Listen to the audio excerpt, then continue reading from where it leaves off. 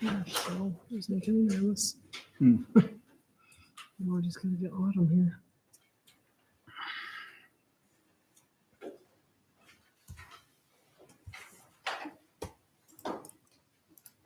I hate to see the guys have crystal close it before they go. You know what I mean? So just see if we get to listen to Amy's tomorrow too. That's right. Dispatch.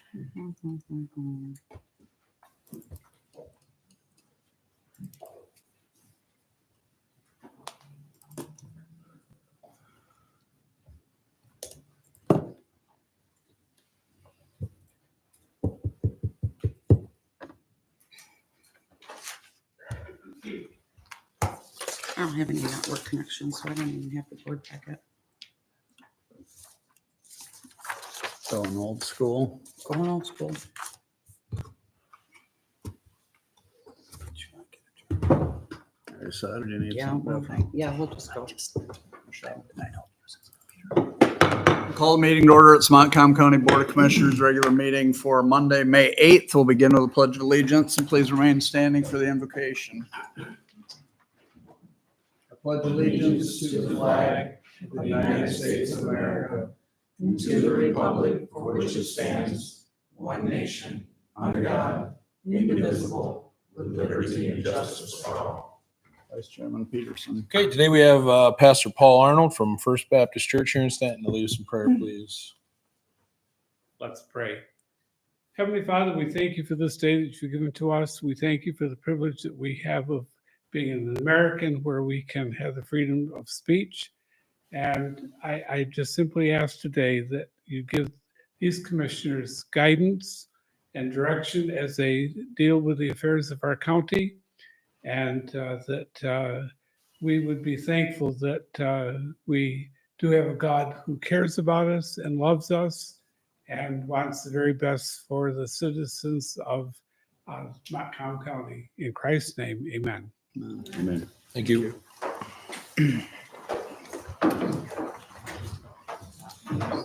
Roll call. Baker, Present. Johnston, Here. Peterson, Yes, ma'am. Painter, Here. Mahar, Here. Carr, Yes. Cohen. Present.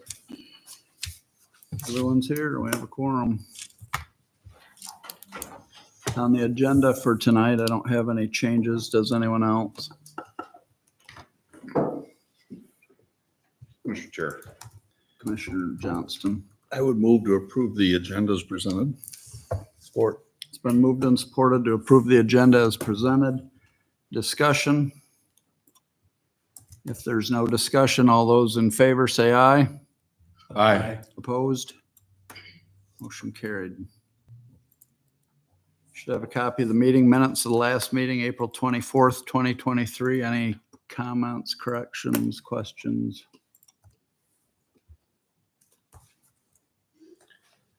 Mr. Chair.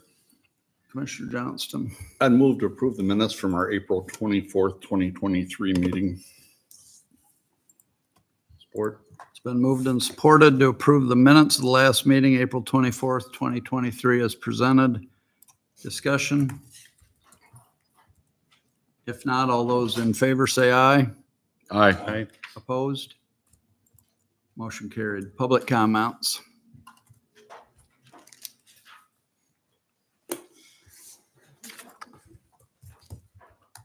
Good afternoon. I'm sure you know, I'm Stephanie Bracey. I am a resident of Sheridan, Michigan, and I'm the Chief Deputy Clerk to Krista Millard.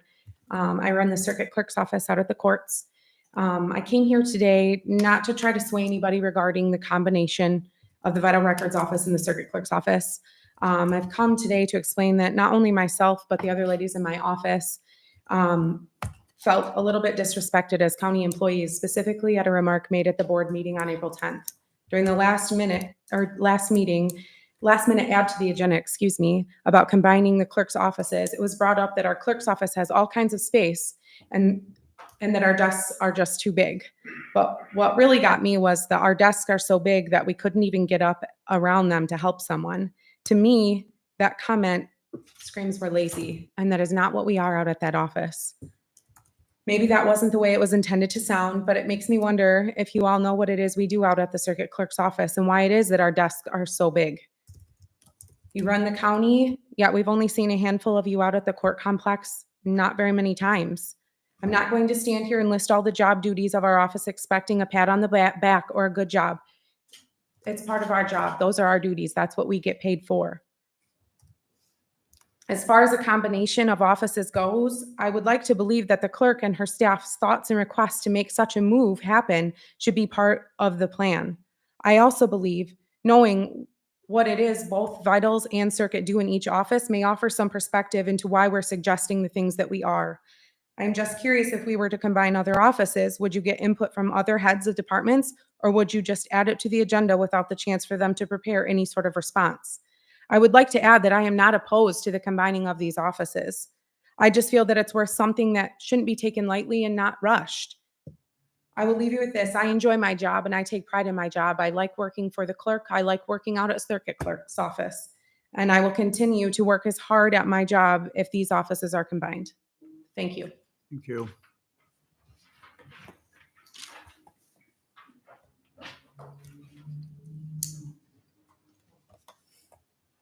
Good afternoon.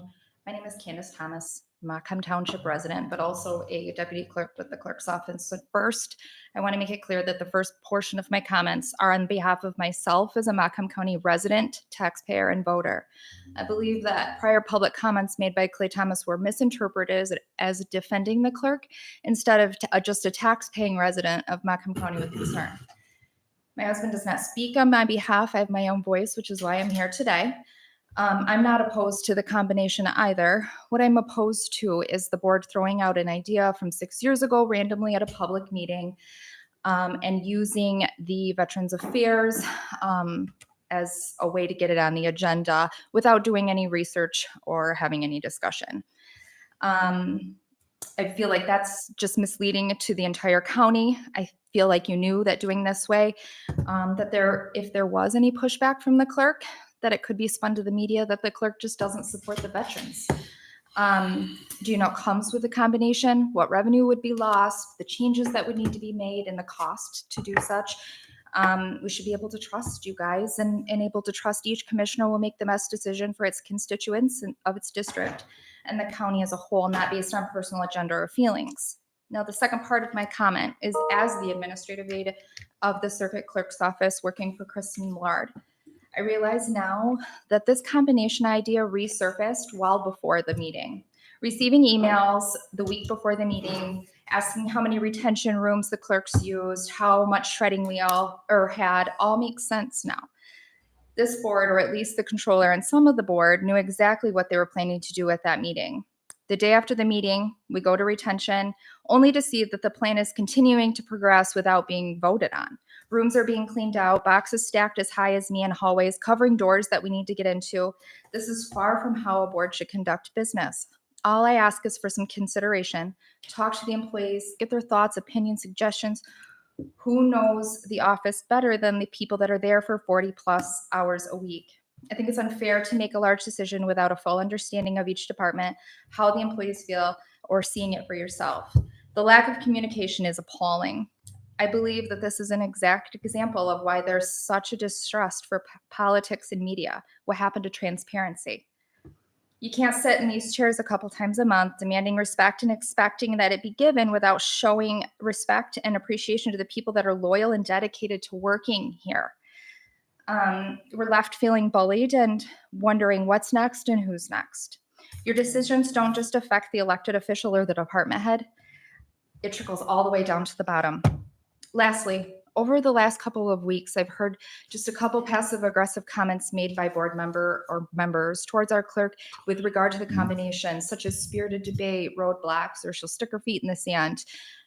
I have to say, I believe she handled herself at that meeting, almost consider it an ambush, with professionalism, and for that, I commend her. Thank you for your time. Thank you.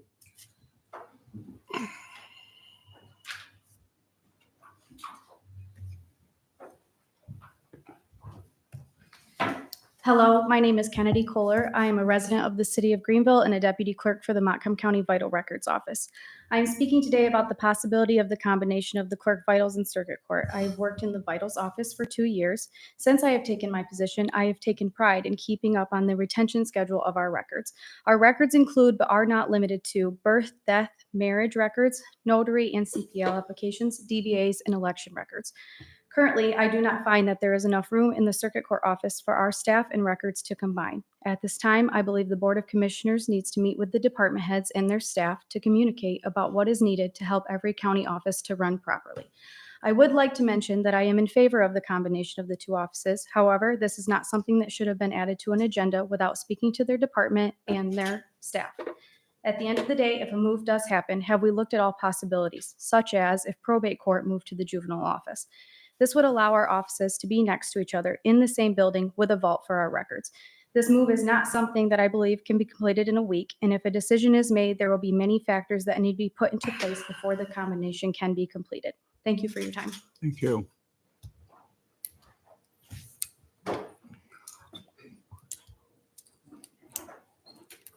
Good afternoon. Clayton Thomas, Montcalm Township. In a meeting a month ago, Commissioner Peterson stated it was brought to my attention from being in the building that Veterans Affairs is running out of room. Then recently, Mr. Peterson stated our VA have consistently helped more people every year, and they're kind of outgrown the space that they're in. Who came to you stating this? How do you know they're outgrowing their space? Do you visit them regularly? Who brought it to your attention at Veterans Affairs? Who made a formal request of this board? I know that no one from Veterans Affairs specifically asked this board or its members for more room or a new office. So why did you now bring it up, combining the clerk's office and the court office? If no one came to you specifically requesting this needed space, if you were to throw out the idea of recombining probate and juvenile, wouldn't you speak with Judge Simon? If you were to recombine dispatch in the sheriff's office, would you speak to Sheriff Williams and Amy Thomas? I'm curious why the clerk's office was completely circumvented in this discussion to combine and move their offices. As a voter, not a husband of an employee or a former employee, I have the right to ask these questions. Why isn't the board asking these questions also? Why is the county going to spend money to combine offices, move counters, buy new carpet, buy new desks, safety glass like the district court has, consolidate records by microfiching? We're now losing a total of 4 deputies. Why isn't the board using their time and energy asking the sheriff what he needs or what he can do or what they can do to get us to 24-hour coverage? Why aren't you aware of this upcoming shortage? Who's going to enforce your county blight ordinance when there will only be 5 road deputies total? The county employee union contract is also coming up. Why wouldn't the county save money and use that money to help keep the employees that keep this county running, or use the money to attract new qualified employees? Again, with all due respect, if you are unable to put the time into this immensely important position and learn the county operations, why do you take this position in the first place? This board is here to help the county run efficiently for the better good of the citizens. It appears you are more interested in personal agendas instead of running this county efficiently. Personal agendas have no business in professional business. No matter the agenda, personal or financial, they don't belong in government. I'm asking that this board to do better for the employees of the county and the voters that it represents. Thank you. Thank you. Any other public comments?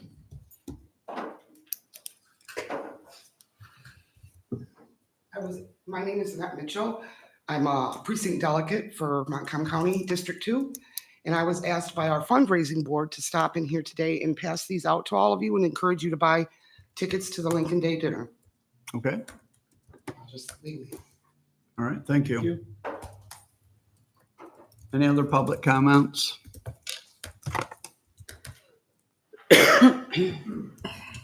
If not, we have a 410 agenda item. Joe Berlin is here from Gaybridge and Company to present the 2022 county audit.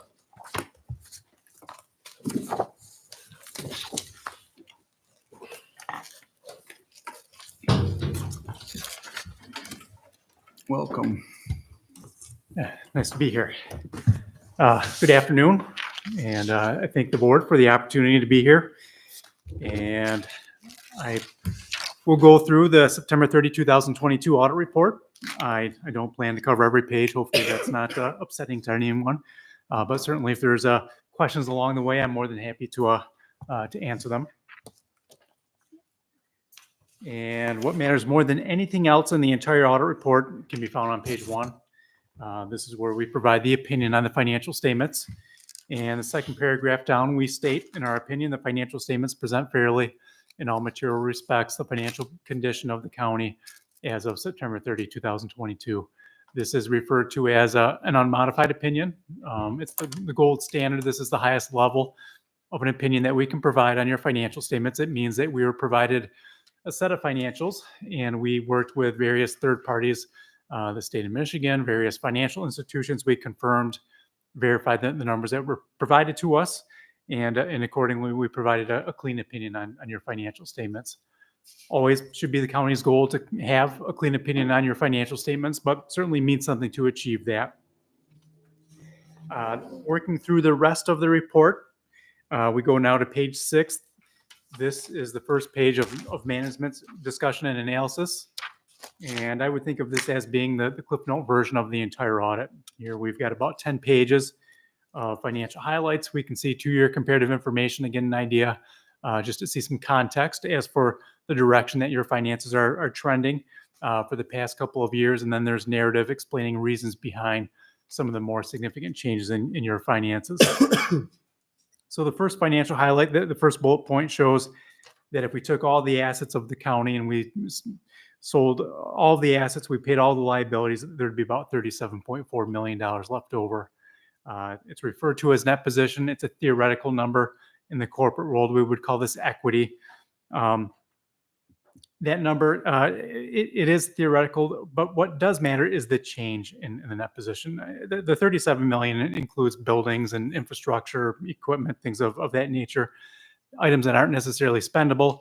But you can see that there was an increase in that position of about $5.66 million.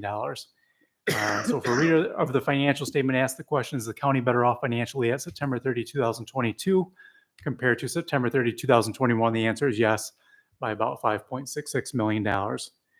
Second bullet point down shows the total fund balances of the county. At the end of the year, September 30, 2022 came in at $22,788,683. And that number represents an increase in fund balances of about $2.96 million. Your fund balances represent the immediate resources compared to the immediate obligations of the county, more similar to cash basis accounting.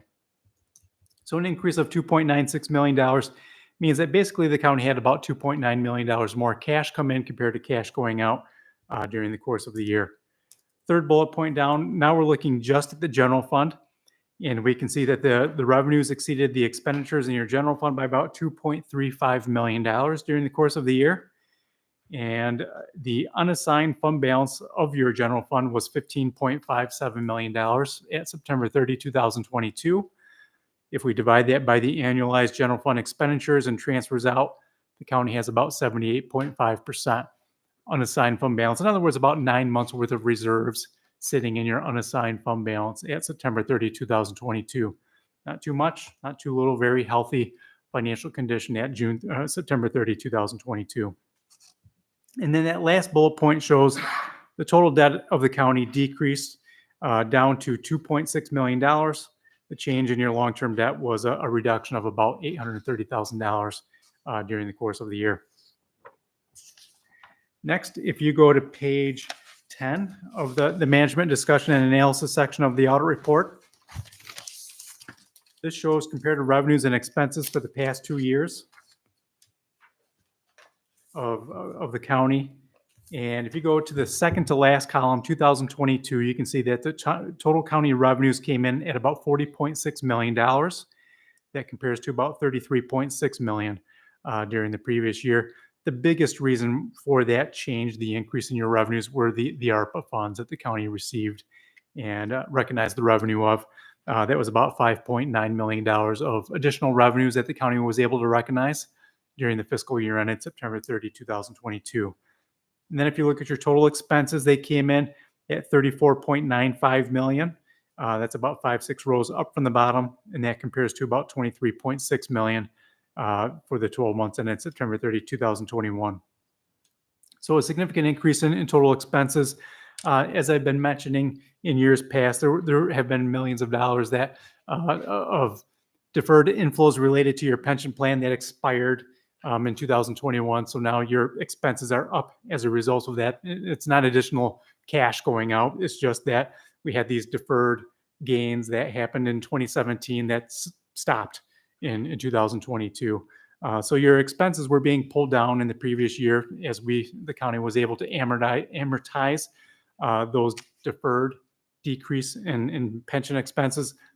So that is one of the reasons that your expense increased, in addition to the fact that the county had those additional ARPA funds. And accordingly, there were expenses related to those ARPA funds that were incurred during the course of 2022. If you go now to page 20, we get to the governmental funds of the county. This shows total revenues and expenditures, not only for your general fund, but all the other governmental funds aggregated together in the middle column. And you can see 3 rows up from the bottom, the net change in fund balance in your general fund was a positive $2.35 million.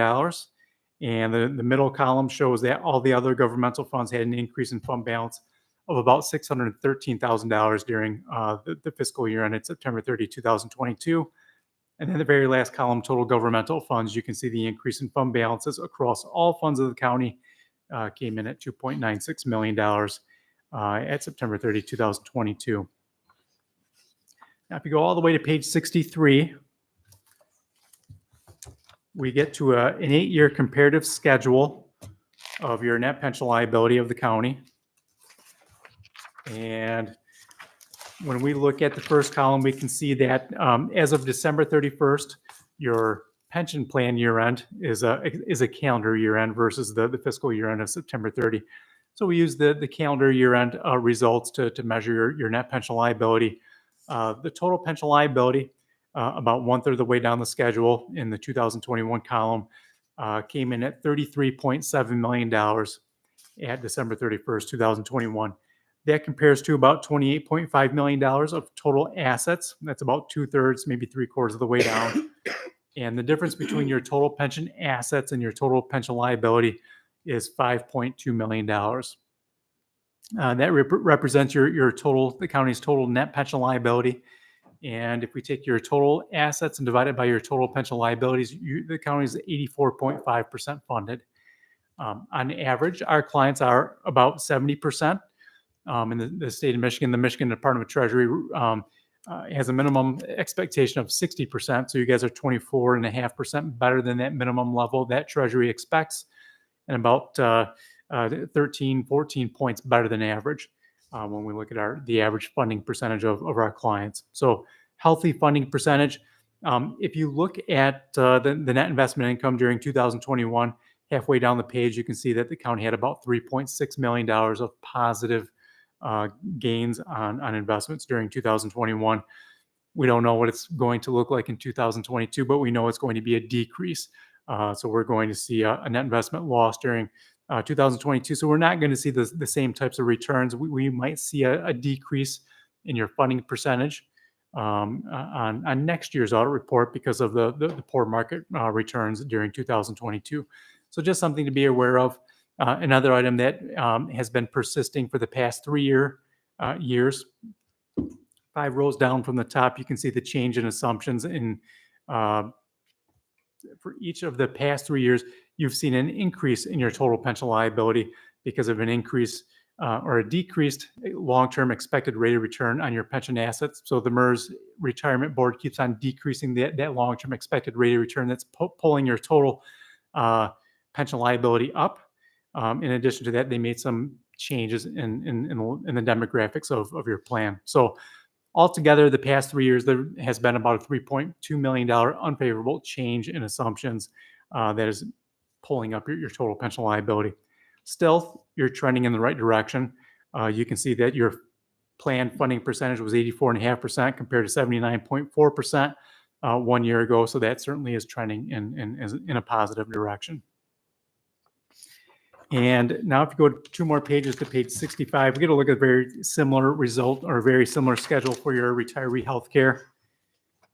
And you can see that your total OPEB or retiree healthcare liability At 7-8 rows down from the bottom, top, you can see that the beginning liability was $1,349,673. That number improved to $1,034,704. The biggest reason being, if you look 4 rows down from the top, the change in assumption was actually a favorable change of $323,000. So we have the opposite condition happening with your retiree healthcare liability. That number, you had a gain, a favorable change in assumptions of $323,000. So we are seeing a favorable decrease in your total OPEB liability. That too is trending in a favorable direction. Last thing that I wanted to point out, if you go all the way to page 107 of the report,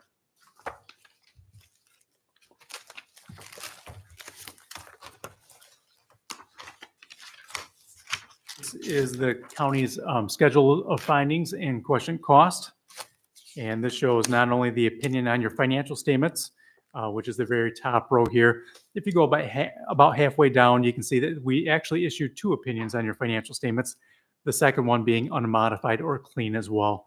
So because the county expended more than $750,000 of federal awards during the course of the year, we performed, in addition to a financial statement audit, we performed a federal single audit as well.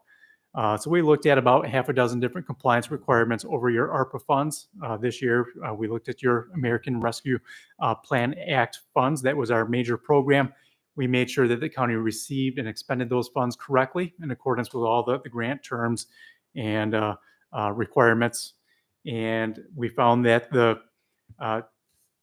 compliance, the county's internal control over compliance was unmodified. It's working correctly. Your controls are suitably designed. They're effectively operating to make sure that you do receive and expend those funds correctly. So for that reason, if you look in the federal awards section, the internal control over major programs, there were no material weaknesses and there were no significant deficiencies over your federal awards. So a clean report, no internal control findings, no compliance findings, and unmodified opinion on your financial statements and on your internal control over compliance. So just a clean audit process, and I'm happy to take any questions that the board might have. Okay. Oh. Who determines the healthcare liability? Who makes those assumptions? The actuaries crunch all the numbers, so they take a look at the census, who's able to receive those long-term benefits, and they determine what the long-term liability is, but they follow the assumptions that the Michigan Department of Treasury publishes. So every year the uniform assumptions get updated by Treasury, and the actuaries follow those uniform assumptions to figure out what that long-term liability is. So not that dissimilar from MERS. Correct. It's the state basically making their economic projections. Yeah. So Treasury comes up with guidelines, and then the actuaries follow those guidelines. Thank you. Anyone else? Questions for Joe? Ron, do you have something? One question. On page 31, right in the center regarding the road commission, Sure. it's reported in this audit that the Board of Commissioners appoints the 3-member Board of Road Commissioners. And I haven't heard that news. So I don't know if we need to accept that with that exception, possibly. They're elected in our county. They're not appointed. Okay. Yeah. I'd have to take a look at. We can certainly take a look and see if there's a modification that needs to happen there with regard to the road commission. Good, thank you. Sure. Anyone else? What was the question we were holding back for Joe? Did you remember? Or were you thinking the same thing? I can't remember. No. We were going to ask Joe, and he's here Monday, and can't remember what it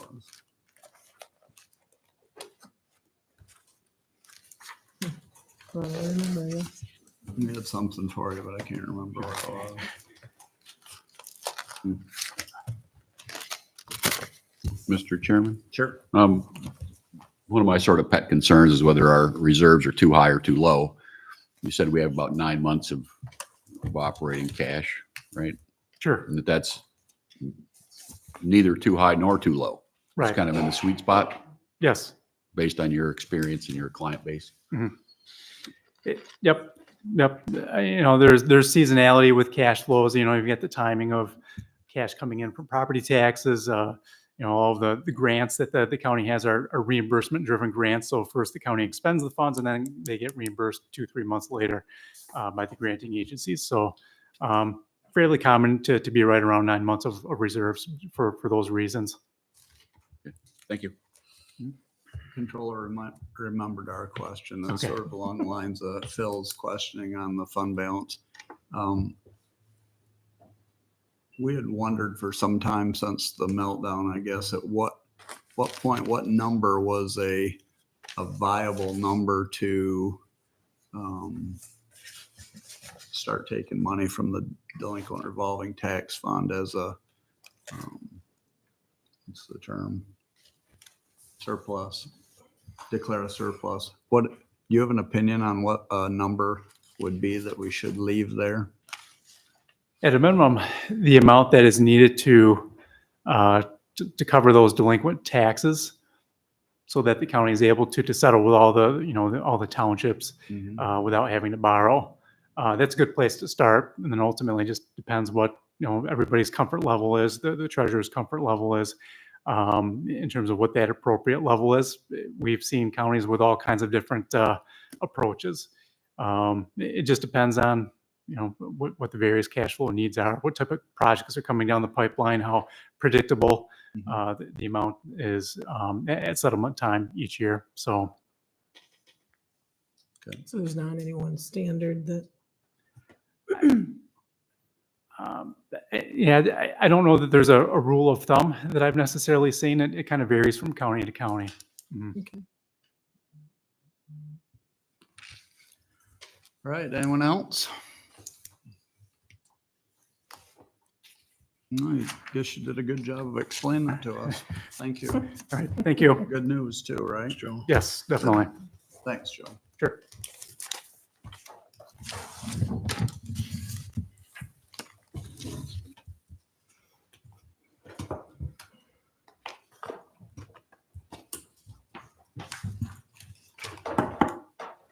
Up next is correspondence. Vice Chairman Peterson. Okay, thank you. If you'll look in your packet to page 6, we have Lisa Peterson here from front of the court for a court title change request. She was confusing me. Does it make you nervous? Charging the gate. Just trying to keep this flowing. Yeah, appreciate it. You're just way ahead of me, is all. So Lisa, you would like to change Angie Sattler's title from domestic relation mediator to family counselor. Could you speak a little more to that? Yes, so this doesn't change anything as far as her status, her wages, her seniority. I asked Rochelle a while ago to just change it, and she's like, nope, you got to get board approval. We are now getting in the midst of getting our CRP contract renewed for 5 years. So I thought that this was a good time to bring it to the board. She actually, the job duties that she doesn't match the responsibility of a domestic mediator, relations mediator. A mediator has to kind of keep things kind of confidential. Where she's a custody investigator, she has to investigate stuff, and then she has to be able to testify to what she's investigating. So we're just asking it to match the other family counselor position that we have in our office, so that they're both family counselors.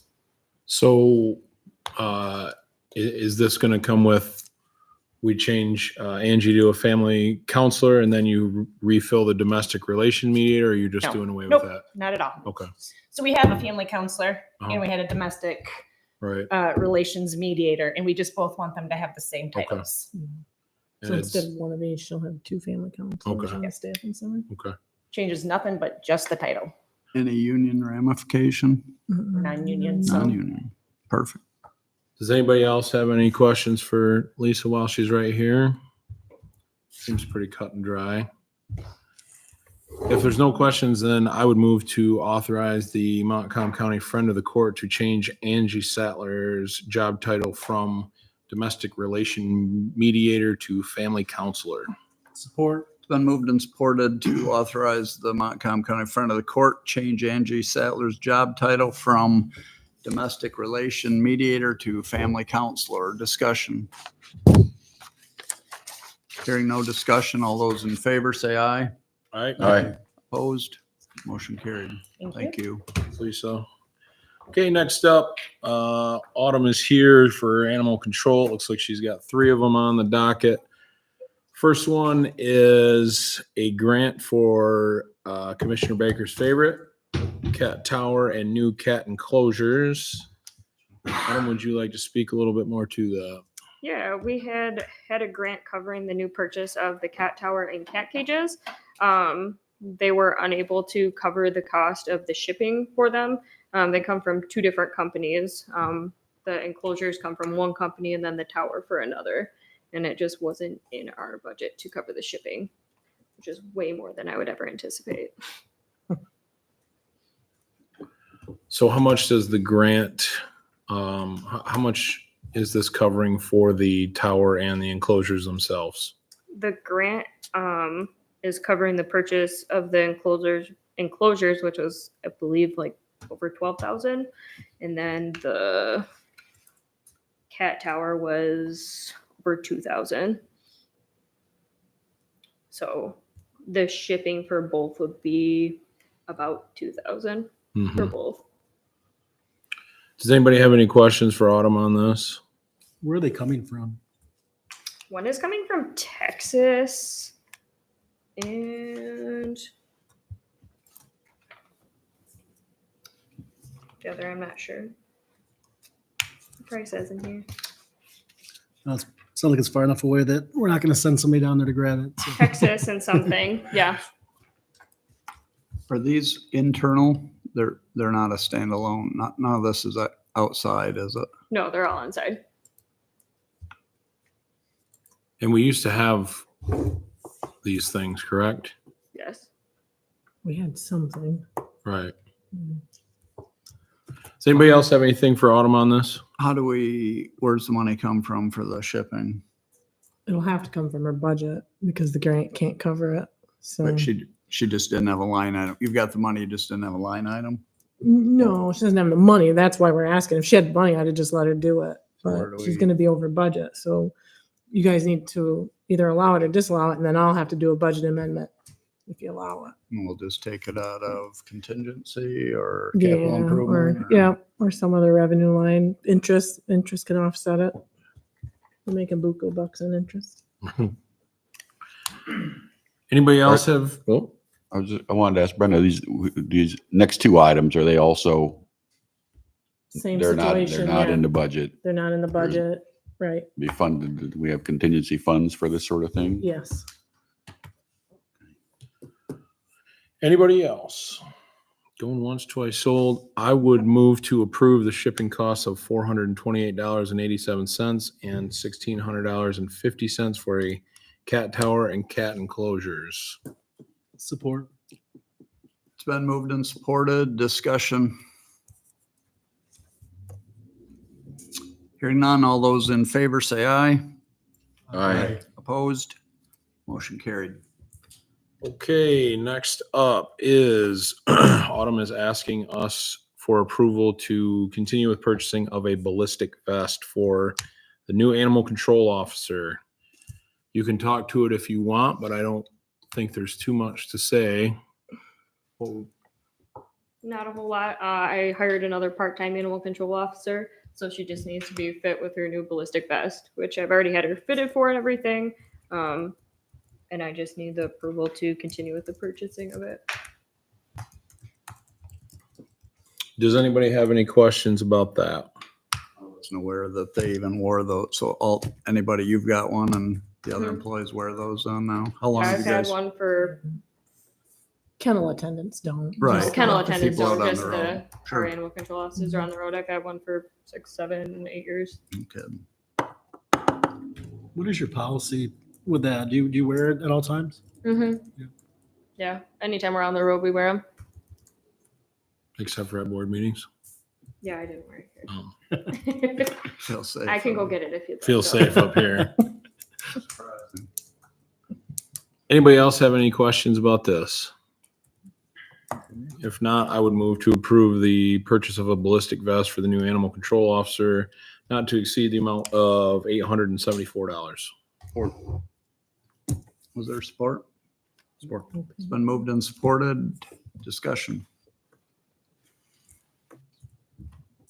Hearing no discussion, all those in favor say aye. Aye. Opposed? Motion carried. Okay, and finally with Autumn, she is seeking approval to purchase a shelter software called Pet Point. I'll let you talk to that, Autumn. So we don't currently have any shelter software in place. We pretty much keep track of every shelter records paper-wise. Everything's still paper copied. Report-wise, we just have Word documents we try and keep track of it all on. Since we just keep expanding, it's to the point to where we need some type of software to keep track of everything at this point.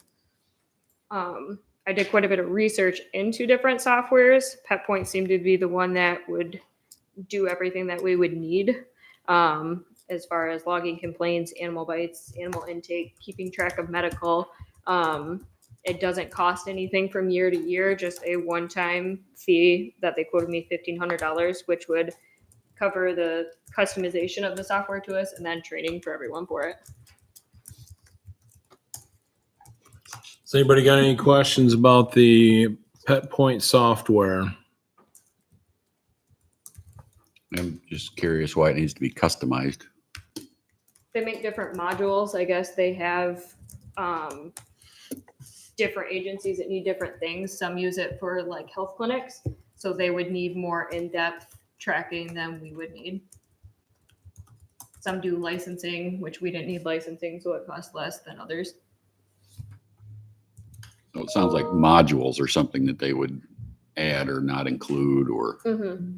you're not sending programmers out to the shelter to No, thankfully not. customize software. Okay. Yeah, that cost. Yeah, and the no paying year to year. I mean, you don't see software that you can buy that you don't have to pay yearly. Most was something they Yeah. charged you year to year or per transaction of Mhm. something too. Does anybody else have any questions on this? If not, I would move to approve the purchase of Pet Point software in the amount of $1,500. Support. It's been moved and supported to purchase Pet Point software in the amount of $1,500. Discussion. Maybe not so much about this, but just in general, when you were hired again, we made a commitment to make some changes or give you what was needed out there to ramp that up and have animal control that we were proud of or work for everyone in the county. What's your assessment of where we're at on that today? We're doing really good. Good. I have a new kennel attendant, should be hopefully starting later this week. We had someone leave, and Maria is hopefully going to have her certification for ACO soon, so that'll be a huge help. Good. Any other discussion? Autumn, is there, now that we're getting this software, is there any way that you could maybe start providing us with a report? I was going to ask about that, if you guys wanted something quarterly, yearly, of just statistics, I guess, from I what would we've been think, doing. and this is up to the board, but I would think a quarterly report of statistics to start with, and then if we want to go more in depth, less in depth, then we could go from there. But I can do that. is anybody opposed to quarterly right now? Or No, I think it's a good idea to provide the citizens with knowing how the money's getting spent. Exactly. Well, now that she's going to get software, she'll be able to do that. Correct? Correct. Perfect. All right. Any other discussion? If not, all those in favor say aye. Aye. Opposed? Motion carried. Thank you. Thank you. Autumn. Okay, next up, Kevin Everingham. Is this a grant we get every year, Kevin, or is this new? For as long as I've been here. Okay. And the good news is I'm not here asking for money. Even better. So this is a fiscal year 24 community corrections grant application for alternative to jail programs and programs within the jail. I'm not sure how much of the grant application you have in front of you. We got quite a few pages of it. Okay. You can get all the program details, just the Okay. one document plus the dollar figures. Okay. Spreadsheet. So there are community cognitive programs, male, female. There's a basic cognitive program, and then there's an in-depth long-term cognitive program for more serious felons. There is outpatient counseling services in the jail. Pretrial supervision program, which involves tethering and drug testing and things like that. And then pretrial assessments that we do. Those assessments go to district court as recommendations for pretrial services of people charged with felony charges. And if you want, I can give you any details you want to know about individual programs or budget information. But what this is a request that our Community Corrections Advisory Board met and went over on the 27th. And I'm here for a approval to send it on to the state. It's been sent on to the state, but I have to tell them when it's approved by our county board. And this is an increase over the previous year, correct? It's the exact same, except for I'm also requesting drug test money for specialty courts because the specialty courts are losing some type of funding for their drug testing, and I'm attempting to get money through this grant to help them. And the total dollar amount is 177,0770. Correct. Okay. Does anybody have any questions for Kevin while he's right here? On the membership of your Community Corrections Advisory Board, what was the attendance at the meeting when this was approved? Most of those people come to that? Most of them do. I have a high attendance that I attribute to feeding them lunch when I have the meetings. But the meeting where we went over this, there was less people than normal. Okay. How do you get on that board for the lunch? Painter's on it. Who is? Painter's on it. Painter's on it? Oh, man. Is the lunch good at least? Chris was. I've made it. I was. Oh. I've been online, but Does it looked anybody good. Does anybody have any other questions for Kevin while he's right here? If not, I would move to approve the grant application for fiscal year 2024 as presented. Support. It's been moved and supported to approve the grant application for fiscal year 2024 as presented. Discussion? If not, all those in favor say aye. Aye. Opposed? Motion carried. Thank you. Thanks, Kevin. Okay, next up, looks like Ryan, front and center. Mr. Dreyer is going to present for funding requests through AAA WM and I guess the part-time support service coordinator requests. Well, let's go one at a time. All right, we'll start with the continuation of funding request for AAA West Michigan. This is a pretty run-of-the-mill request for us. This ties into our 3-year funding cycle with area agency. Annually, we get to request adjustments to that contract. So what we're looking at here is how many units we get from area agency and what the cost of those units are. So in this year's request for fiscal year 24, I'm looking at requesting a unit rate reimbursement increase by 1% for all of our units. It's typical to ask for a 1 to 2% increase for that reimbursement each year.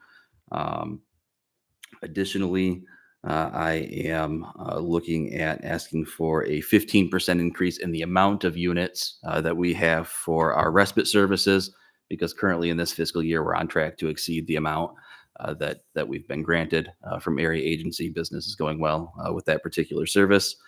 The rest of our services are all on track to, we're on track to meet the funding that we've been granted for those for our meal program and for the rest of our in-home services. So I'm requesting the identical amount of units that we were contracted for fiscal year 23. For our transportation program, I'm also requesting the same amount that we had in fiscal year 23, but we are a little bit behind on those particular unit rates. We have expanded our transportation program to include not just medical transportation. We're now doing trips to grocery stores and to other offices and agencies that may be required for seniors to remain independent. So that could be things like Social Security office or the DHS office or those sorts of things, maybe court appearances, things that seniors may need to get to and don't have another route of transportation. And additionally, my later agenda request will tie into that transportation piece there as well. But all in all, looking to carry over the same amount of funding from last year, aside from that 1% unit rate increase across all services, and then 15% additional increase in the amount of units for our respite service. Okay. Does anybody have any questions for Ryan regarding the funding request that he is proposing? Yes, please. Sure. You indicated that the carryover amount is about the same except for the slight adjustment. Correct. Is there any possibility that the funding request could be more from that organization? Would they be able to provide more money for other things if our programs were ramped up?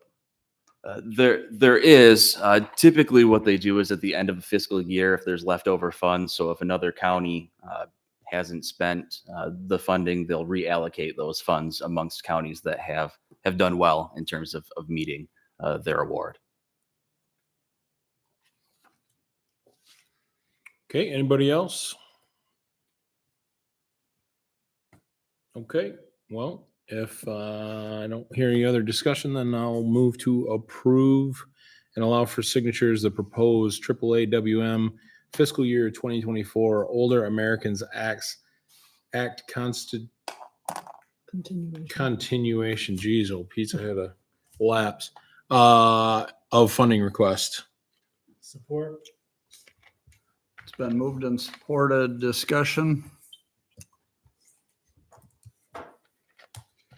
Hearing no discussion, all those in favor say aye. Aye. Opposed?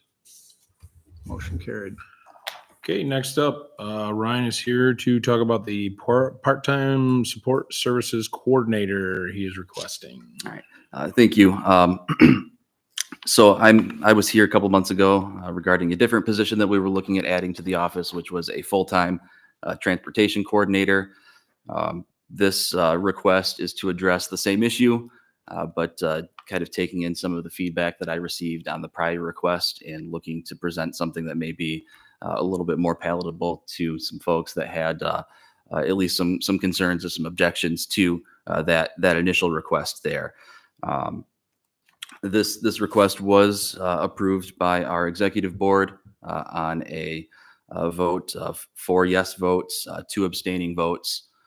So the motion did carry for me to come up here and make this request. And I would like to just state for reference as you all consider this request here that we are a fully millage funded department. We don't receive any funding from the general fund. Our revenue comes from our millage, which was just recently passed again in August of last year. And then our other funding comes from outside sources like Area Agency on Aging, Michigan Department of Transportation, and other agencies that we provide service on behalf of. So I'll just jump into the part-time services coordinator position here. Currently, our service coordinator that we have on a full-time basis is responsible for running our volunteer programming. So that's things like the transportation program is probably the biggest one that we consider that a volunteer program because our drivers are volunteers, but that's other things as well in terms of our senior trip program, all of our senior center activities, clubs, bingo, presentations, all of that stuff falls under the purview of that individual. That individual also completes our newspaper, runs our social media pages, and any other really miscellaneous Commission on Aging program that doesn't fit neatly into the box of in-home services or meal program really falls under the purview of this individual. And so throughout the years, the transportation program kind of started with that individual as a very informal sort of program. We didn't have a lot of obligations in terms of reporting and funding sources and that sort of stuff. And that was about 20 years ago. So over the past 20 years, that program's grown in terms of clientele. It's grown in terms of complexity, reporting requirements, all of that stuff.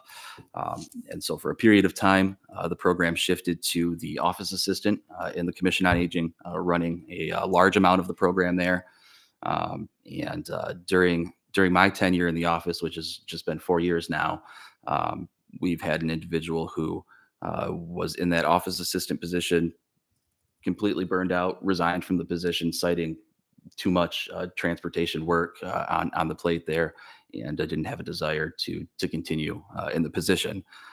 So when we hired behind that individual with a new office assistant, we decided we would shift that back to support service coordinator, which we did for a time. That worked, and then we had some family issues that came up with that individual, a lot of time off, and things kind of drifted back towards that office assistant position. And in a one-on-one staffing meeting, that individual expressed concerns to me that they were beginning to feel overwhelmed by taking on that program. So we've shifted things back to the support service coordinator once again. And that individual has made comments to me that they're also feeling overwhelmed by running this program in addition to all of those other volunteer and miscellaneous Commission on Aging activities. So that's the intention on trying to problem solve here, is being the person on the ground that works with staff day in and day out. I can see the toll that it's taking and the amount of work that's there. The program's different today than it was 20 years ago when it started, but the organization is relatively similar in terms of who's doing the work. As I mentioned earlier, we did just recently expand the transportation program, so we are taking on more clients. We're going in more directions. We're going to, instead of just doctor's offices throughout the entire state, we're now going to grocery stores in the local area and the courthouse, Social Security office, DHS, anywhere like that a senior may need to get to remain independent.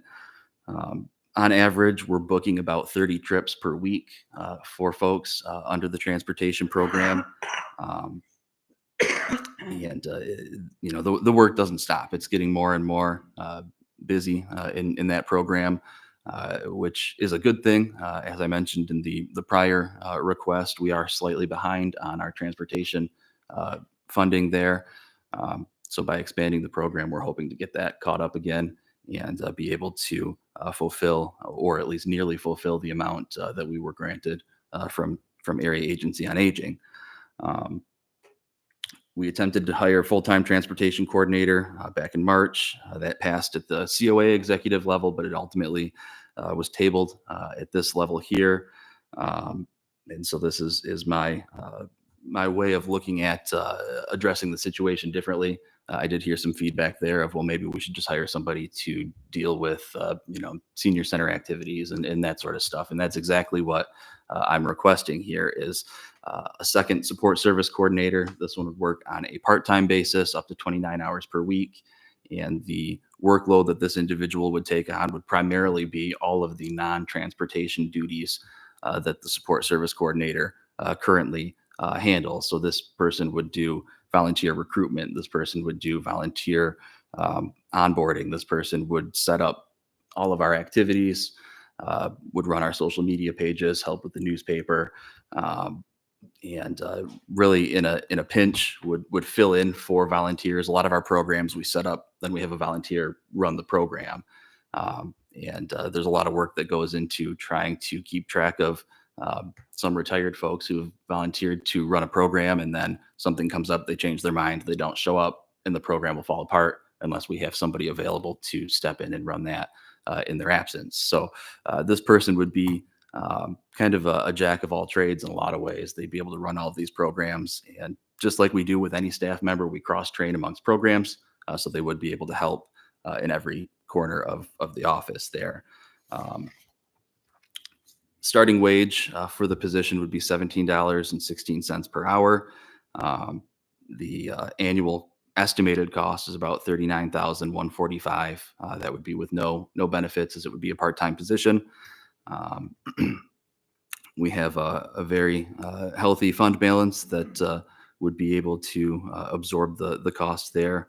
And I think it makes sense from a financial standpoint for our office, but where it really makes sense is from a service standpoint, is there's a lot of additional opportunities for us if we bring this individual on board.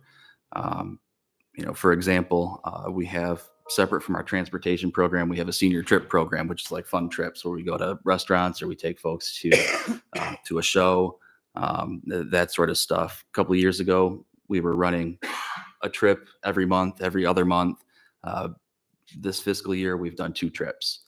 And that simply is because there's so much work in the transportation program. We just don't have the opportunity to do things like that.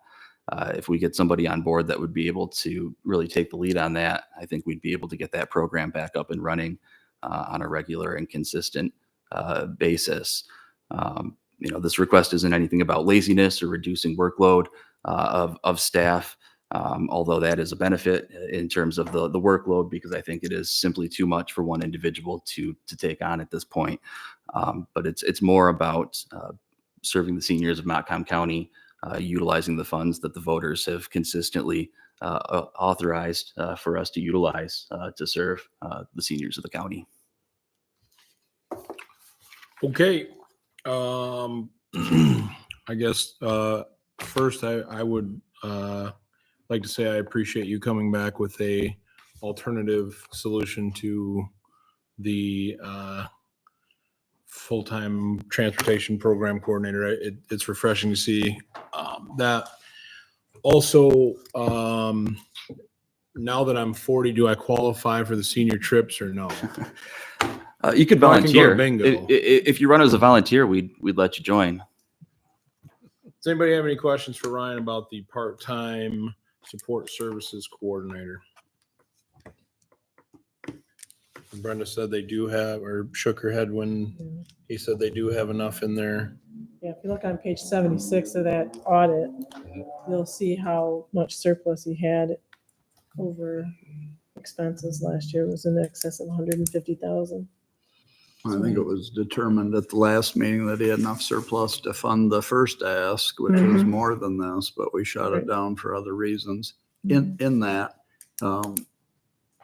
my concern mostly was that the advisory board seems pretty connected to our board as far as like even the bylaw change they want us to look at. And so I was just concerned, or asked the question, I guess, could you take this back and get a more unified vote on it, I guess? Sure. That won't ever happen. So I mean, long story short, I guess, is this ask today suitable for what, if you had your choice, would you still go back to the other one? I do think this is suitable, and in a lot of ways, I think this gives us a little bit more flexibility in terms of how we're addressing the concern there. If we're looking at just the transportation piece, that does add another full-time position, but I think this one is probably having that opportunity to bounce it back and reframe the request. I'm comfortable with moving forward with this. Does Does anybody else have anything for Ryan? I have a couple of questions. Fire away. I don't see Aaron here. Is Aaron here someplace? Aaron had a last minute scheduling conflict and was unable to attend, but he was going to speak to the board. Yes. Yeah. I mean, I think a lot of it is unfortunately some personal animosity directed towards myself by a member of the board.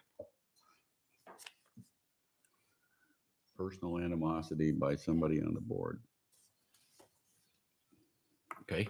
My other question was, what metrics do you track as far as transportation goes? I mean, how do you know how busy you are? We report our units every month to Area Agency on Aging, as well as Reliance and the Michigan Department of Transportation. So we have a software program where we input every trip that we take. Okay, thank you. Does anybody else have anything else for Ryan? There was 2 abstentions. They just didn't want to vote. Yeah, the 2 no votes from the prior request chose to abstain from this request. Okay. Anybody else? Hearing nothing else, I would move to allow the Commission on Aging to hire a part-time support services coordinator up to 29 hours per week at the current wage scale for the position. Support. It's been moved and supported to allow Commission on Aging to hire part-time support services coordinator up to 29 hours per week at the current wage scale for that position. Discussion. Hearing no discussion, all those in favor say aye. Aye. Opposed? Motion carried. Thanks, Ryan. Thank you. Thanks, Ryan. Thanks.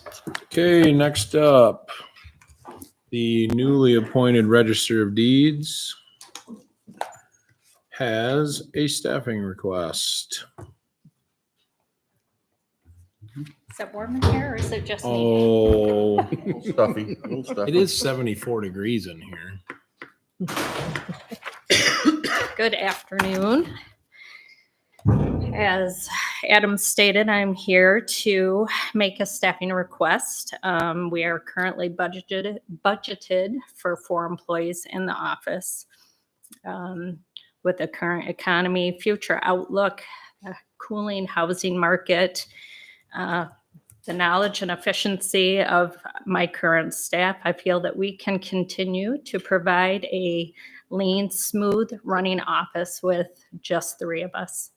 I would like to combine the chief deputy positions into one position at the Deputy Commission on Aging wage classification, 3-year wage, as well as reclassify my administrative aide to an administrative assistant. Denise Ledford, my soon-to-be chief deputy, will be taking on more administrative and supervisory duties and more responsibilities. Brianna has exceeded my expectations from day one regarding both sides of the office, and she will be doing, she'll be assisting Denise more and more searching for our abstract side of our office, as well as doing her current duties in the Register of Deeds. So I'd like to point the board towards page 46. It shows what their current budget positions are for 2023 at $210,000 with 4, and then all the way at the bottom, well, not all the way at the bottom, the last set of numbers and positions are what it would be if we grant this request here today. Obviously, a savings of $40,000, give or take. The only question I have is why can't we just do this during budget time? Budget time? As far as when you put your budget packet together, you request it then. Did you just want it to happen now? I absolutely. Right. Because they're doing the job now, so. Does anybody have any questions for our newly appointed Register of Deeds?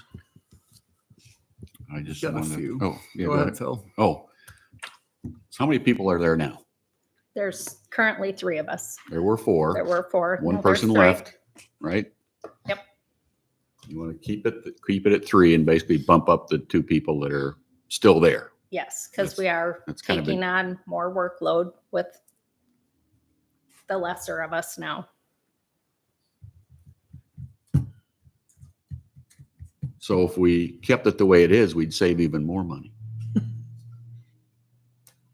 No, because they still have a 4th person in their office. No, they only have 3. She said. Well, they We're they have budgeted a- for 4. Yeah, they have a position there. They can hire. They can replace. I don't remember that being the deal though, when Rory asked for Brianna ahead of time. Was that the deal? I don't know. I just know that they have 4 budgeted positions. I would assume that they could replace the 4th one. I don't know what the deal was. I mean, if we're talking deals, $40,000 worth of savings is a pretty good deal. So I'm not trying to worry anyone. I was just, Well, I'm worried. I'm just asking the question to make sure I understand. No, obviously, if we kept it the way it is, yeah, they're down 1 person and we're saving money, but it's already budgeted. I would assume. How's Yeah. the staffing summary work as far as refilling that position? She could just do it. Mm-hmm. According to the budget resolution. Anything else, Phil? Nope, that was it. So I kind of had in mind budget time made more sense just on historically how we've dealt with these, but explain a couple. So in line with the chief deputy of Commission on Aging, is that what your ask is? Yes. Yep. For the wage. So the Commission on Aging is a chief deputy that makes more than the other chief deputies in the county. Well, obviously. Denise would be doing 2 chief deputy positions. Right.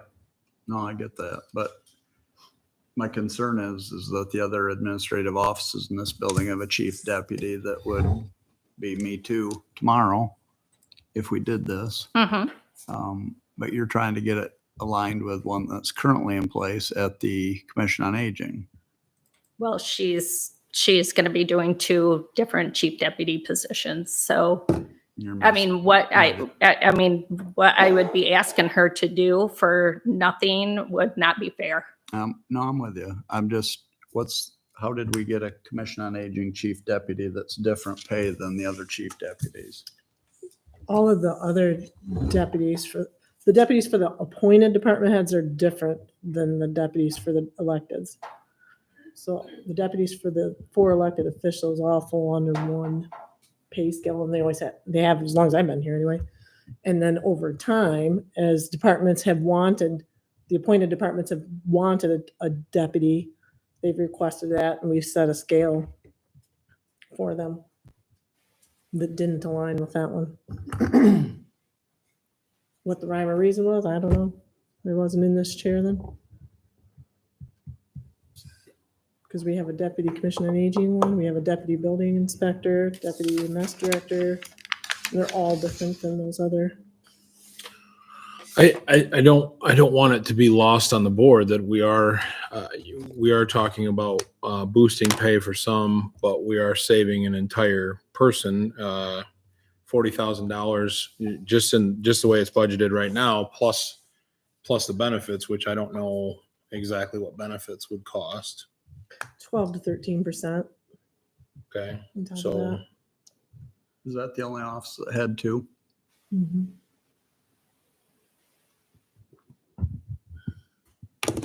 does anybody else have any questions for?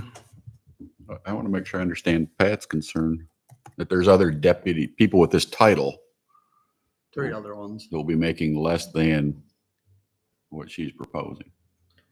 They'll stay the same. It's maybe apples and oranges. I mean, as Adams pointed out, she's taking she's got the ability to hire a person there and have 4 people in the office. She's choosing to save the county 40 grand, if you will, but in doing even 40 grand with the increased pay to the gal that's going to be doing the deputy of what 2 deputies used to do. So it's probably fair enough on the face of that ask, but be assured that it will find a me too. Right. By next meeting. So And we'll have to deal with that then. That's what I want to understand. So there's going to be other people with that title Yeah. Yeah, that will come in. we would have to carve her deputy out. and Do a new scale for that one to separate it from those other elected deputies. So for the appointed department heads, there's only one that has a deputy right now. EMS doesn't have one, Commission on Aging doesn't have one, and Equalization doesn't have one, just Building Department has one. And I'm assuming that if those other offices were to come in front of us with a proposal similar to this, we would probably grant that request as well, right? I mean, if they're going to save us 40,000 a year and they want to take on extra duty and Well, they'd have to not cut, refill a position. they'd have to cut a then- position, yeah, yep. Yeah, I think you're absolutely right. And I don't think we'll get to me too, but then we just have to say, okay, who are you cutting? Mhm. That's a pretty simple deal. Does anybody else have any other questions for Kim while she's here?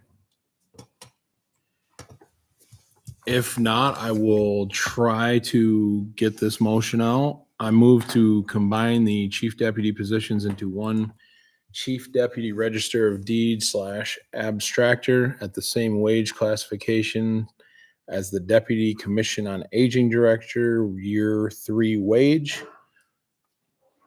I'm going to use that as one motion. And then I'll go to the next one. Support. You're going to do it in 2? Yeah, it just seems like it'll be a little cleaner. Okay, it's been moved and supported to combine the chief deputy positions into one chief deputy register deeds / abstractor at the same wage classification as the deputy commission on aging director, year 3 wage. Is that your motion? Yes, sir. Is it discussion?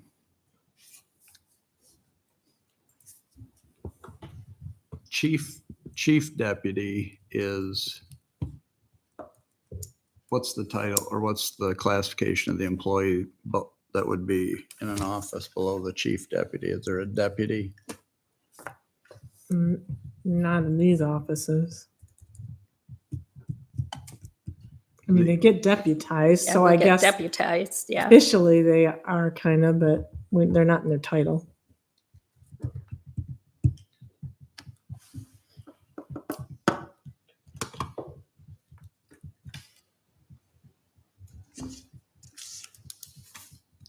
Any other discussion? Hearing none, all those in favor say aye. Aye. Opposed? Motion carried.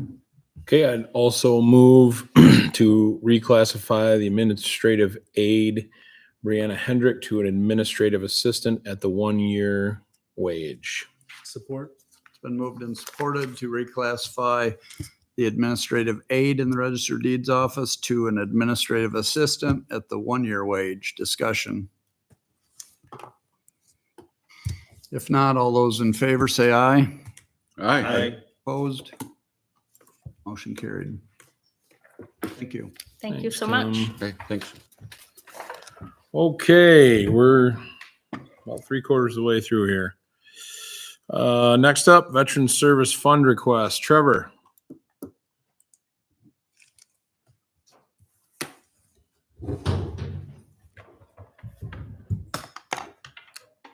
Good afternoon. Hi, Trevor. This is page 53 in your packets if anybody's looking for it. I am here to request the board's approval to accept funds from the 2024 Michigan Veteran Affairs Agency County Veteran Service Fund Grant. This is the same grant that I come before you every year and ask for approval. There's no county match. We are contingent on the county purchasing, and then we submit the bills for reimbursement. 85,000 and some change. Yes, that's for this year. counties that don't take the grant in a year, that money stays in there. And then on the next grant cycle, that money is based on the county veteran population. So this next year, it sounds like it might go down a little bit. So we'll probably be in the 60,000 range next year. Okay, does anybody have any questions for Trevor? If not, I would move to accept funds from the 2024 MVAA CVSF grant in the amount of $85,601 and allow for signatures. It's been moved and supported discussion. If there's no discussion, all those in favor say aye. Aye. Opposed? Motion carried. Thanks, Trevor. Thank you very much. Thanks, Trevor. Okay, next up, Eric Smith with the Hazard Mitigation Plan Adoption. I see you've included a website link that we cannot click on. No, perfect. So for the last 3.5 years, you've heard me talk about the hazard mitigation plan that the county's been trying to adopt literally forever. And I don't know how long it had been going on before that, but probably forever. We have finally jumped through all the hoops and satisfied FEMA, and we have put together a plan that has passed FEMA review, I believe is the term that they have given us. So basically, FEMA has now approved our hazard mitigation plan. For the first time literally ever, the county may have an approved hazard mitigation plan. The reason that is so important is should a disaster occur here within our county that results in federal dollars becoming available to recover, repair, replace, etc., without an approved hazard mitigation plan, we can't have any of those dollars. So it may mean nothing if nothing ever happens. It may mean millions and millions if something big ever happens. So it really is a big deal that we've literally been trying forever and never been able to accomplish. We finally got there. So it's pretty cool. Much of the work was done by Jerry, so huge kudos to him.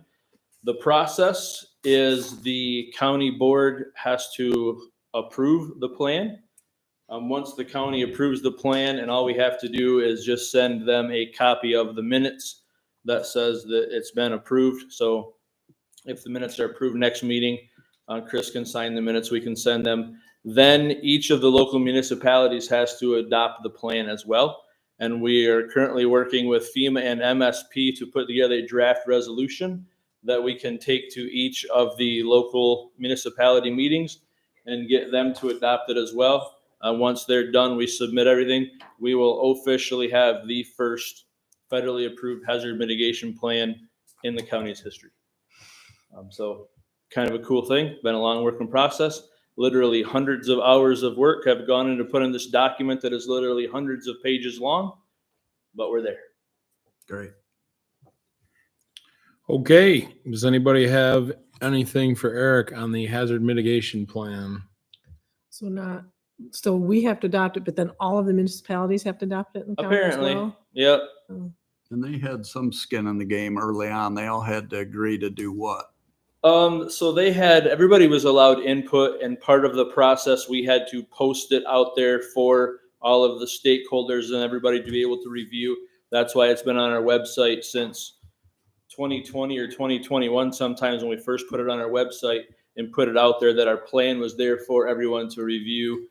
So we have gotten feedback. We got some stuff specifically from the city of Greenville. Some other municipalities have got stuff from. So we've taken into account their concerns, and whatever they've shared, we tried to make sure we've incorporated into our plan. And so here we are.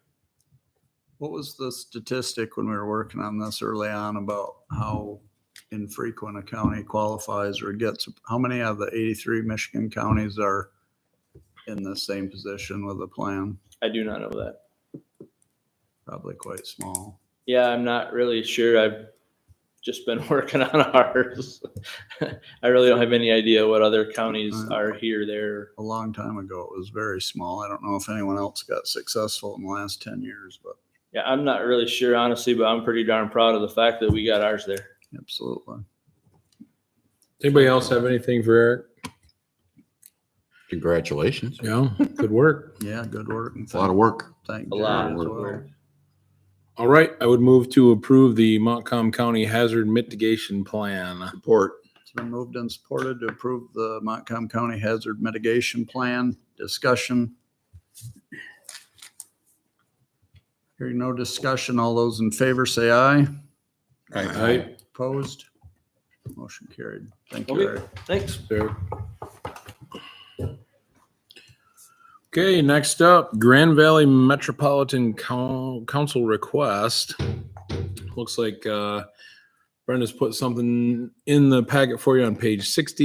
You can talk more to that if you'd like, Brenda. So I received an email from this council requesting that our support in this grant program for Kent, Ottawa, and Ionia County, and Montcalm counties all fit into this region, I guess you'll call it. I don't know. I had further email with the gal that sent it to me asking, okay, what is our commitment? Are you just looking for support for the grant and applying for the grant? Are we going to be required to do something else? And she assured me at this time, all they're looking for is support for the grant. And that if we wanted to be involved further down the road, there was potential that we could be. And I don't know if that is a could be or have to be. Do we currently have any involvement with the Grand Valley Metro Council on anything? Not that I know of. Have you ever even heard of it? No, not before this So, email. It was around, and we had a representative on it at one time, and I don't remember why it went by the wayside and why we don't. But I think the questions you ask about what this commits us to, I guess I would want to be sure and know what that meant. I could see this having no effect or having a huge effect if it starts down the road of Montcalm County supports our organization. We support windmills. We support solar panels. Oh my gosh, Montcalm County supports windmills and solar panels. And then we're filled to the brim with people saying, Yeah. what are you guys doing? Her email did say that the request was sent to all the municipalities within the county as well. So the townships should be receiving it, cities and villages. What's the timing that she'd need it back by? I believe it was the 17th of this month. Yeah, May 17th. And she couldn't return your email? Or she did return your She did. email? Yep. Okay. Yep, that's what I'm reading from is what more is going to be expected. She just says right now they're seeking a letter of support. Yeah, she's down, Mr. Chairman. Get down me. Yeah, go.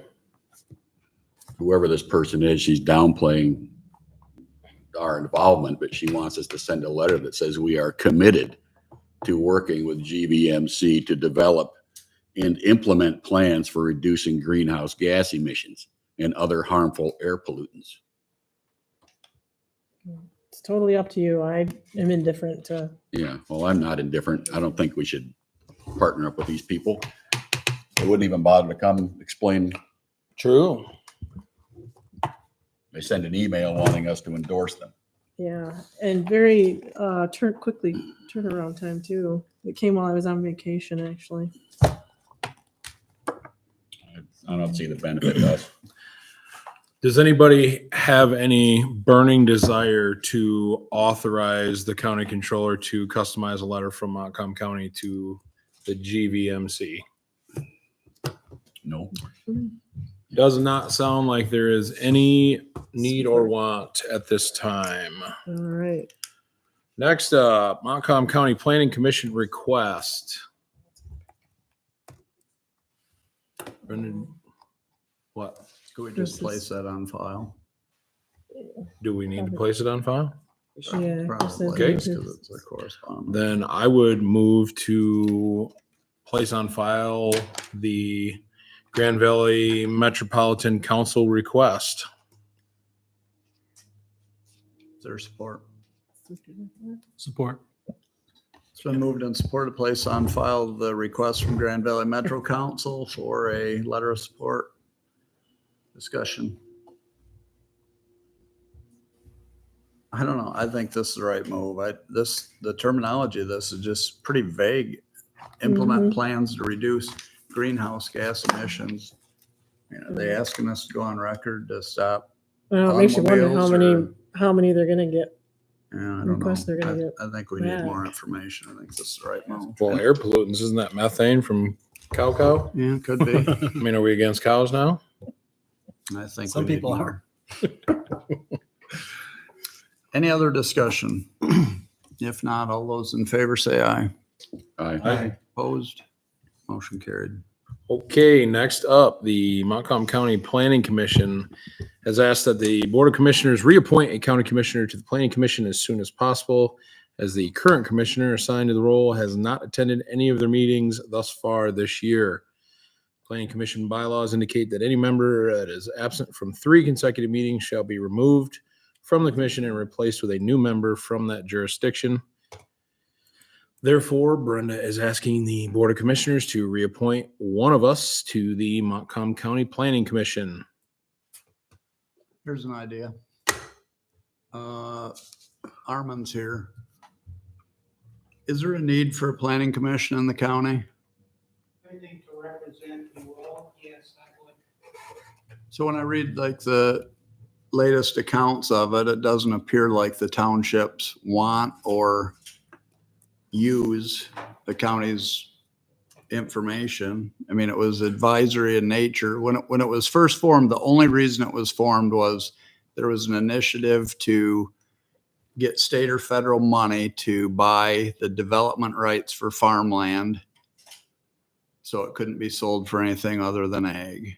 You're correct about them taking or giving it to us back, meaning not very nicely, but some do use it, but I think fewer does.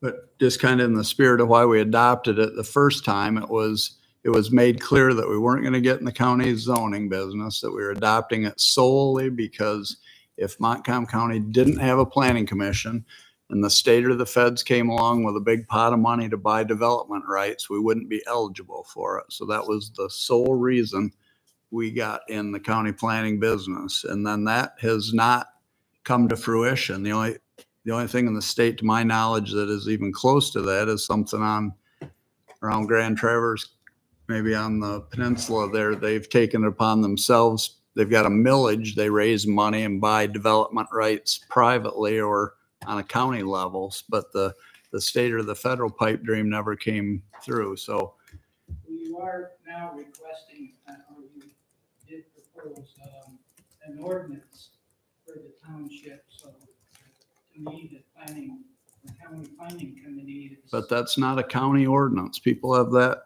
That's going to be an individual township ordinance. If township wants to adopt that, are you talking about the blight ordinance? Yes. You know, that's not a county ordinance. That's the reason we're getting out of that confusion of the one we currently have. This is a template for the townships to adopt their own township ordinance.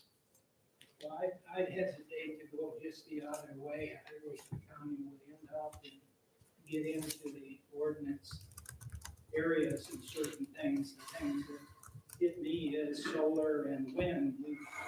The local groups, which I'm now the supervisor for our township, we had nothing but chaos when we were going through that. I know, I agree with you, but times that by 600 and try and do it on a county level. I mean, we can't even get a township to agree on what they want in their township. How is the county going to get 20 townships to agree that we've got a good plan?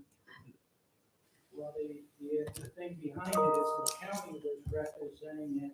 Maybe they could influence the state, which I think they're gonna go to, at least maybe someday, I don't know when, but they may take all the townships out of the business of solar and wind and other things along that line.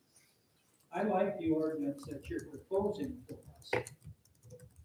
We're gonna discuss it tomorrow night, but I think the blight ordinance is fine, but I mean, that's a standalone, that can be a township ordinance that really doesn't have any bearing on the county having a planning commission or not. we did have our own ordinance. we went to the old county one because we didn't have any law enforcement and we needed Mike's group, and he did help us out from time to time. Right. I don't know. I know they're asking for us. So you're proposing disbanding the county planning commission?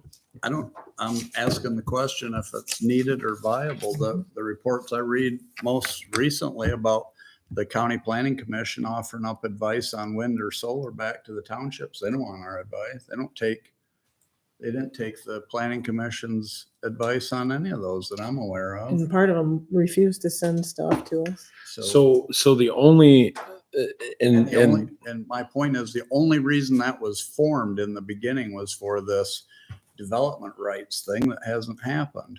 And so there's no need to hang on to it for that provision because that isn't even in play anymore. So now we've got a standalone county planning commission that puts in a bunch of time and work looking this stuff over, makes a recommendation back to the townships, and they say, we're good, thanks, we'll do it. Well, And they're struggling right now to get quorum. right. Well, the only thing I have on this is I know in Sydney Township, they've been struggling with their short-term rental ordinance, and they got it all in place and then didn't send it to the county to be approved, or I don't know, it's some statute that we have or the state has. They couldn't approve it because the county planning commission hadn't seen it. We saw it, but it was missing things. It was missing pages or sections or something, so we couldn't act on it. So I guess, so that's where I'm going with this is, But you say we couldn't act on it.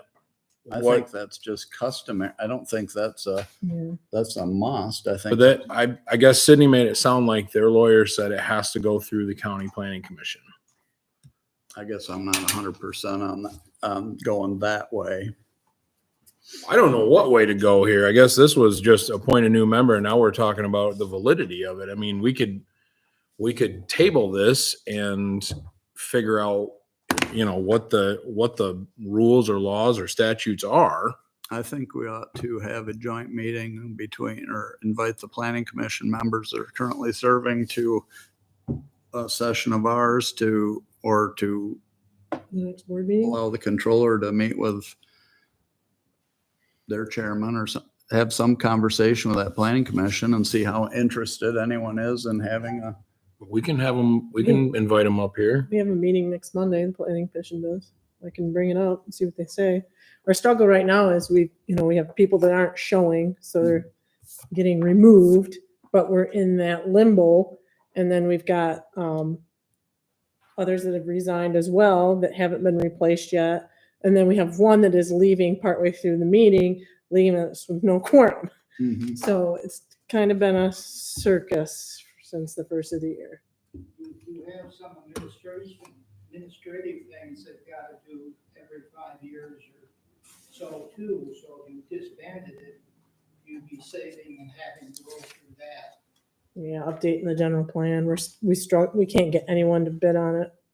They want $35,000. They want to charge us to update our general plan, and I've now volunteered to do it for them, so we won't have to spend $35,000.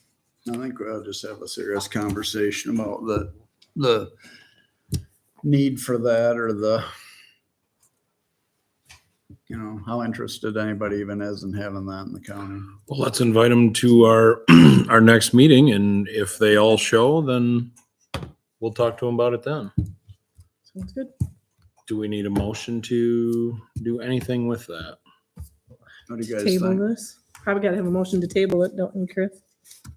Yeah, Table this. are they coming break back at the next meeting? Sorry, I wasn't. I guess I'd like to hear from them what value they think they bring to the county, and Agreed. if they are necessary and go from there. But without that information, I don't really know if it's necessary to appoint somebody at this time. I would move to table this issue to a future meeting. Support. It's been moved and supported to table this to a future meeting discussion. All those in favor say aye. Aye. Opposed? Motion carried. We're getting there, guys. Next up is the warrant report. Does anybody have any questions, comments, concerns on the warrant report? Hearing none, I would move to approve and allow for the appropriate signatures warrant number 05082023 in the amount of $376,230.83. It's been moved and supported. Discussion. Hearing no discussion, all those in favor say aye. Aye. Opposed? Motion carried. Okay, consent agenda items 14 through 17. Does anybody have anything on those? If not, I would move to place those items on file. Support. Been moved and supported to place items 14 through 17 of the consent agenda on file. Discussion. If not, all those in favor say aye. Aye. Opposed? Motion carried. The next items are for your information and resolutions for other counties. I'd like to point out number 18, Crystal Township did thank us for our support of their park project. And if there is no questions outside of that, that will be your board correspondence for Monday, May 8th. Thank you, Vice Chairman Peterson. Up next, committee reports, and we don't have anything. New business, item 1 is the 2023 L4029. Deb is She's in the house. still here. Yeah. Yeah, it's just a county operating one. Do we have that? I didn't ever find that in my packet. Yeah, I haven't seen it either. It's not in the packet? No. Not that I've seen.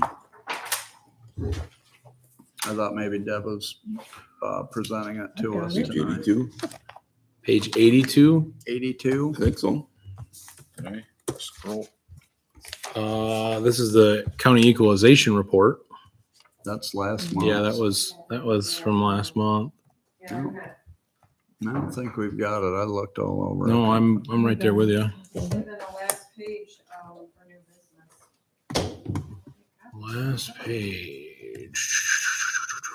New business.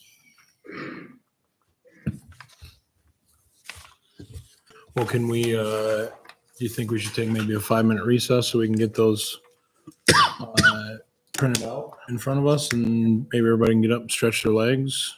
All the L4029 does is shows the millage rate for all the different taxing Yeah, it's just the county jurisdictions. operating.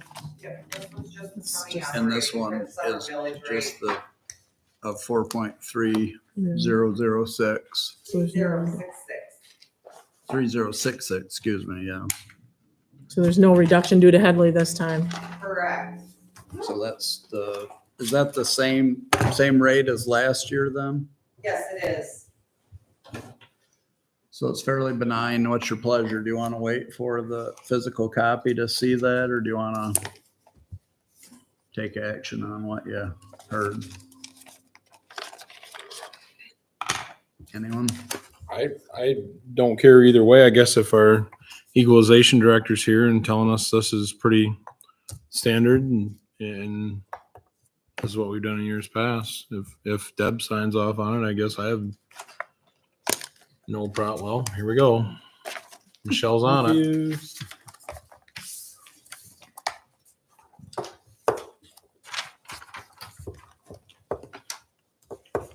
Thanks. Got one. Thanks, Michelle. Thank you.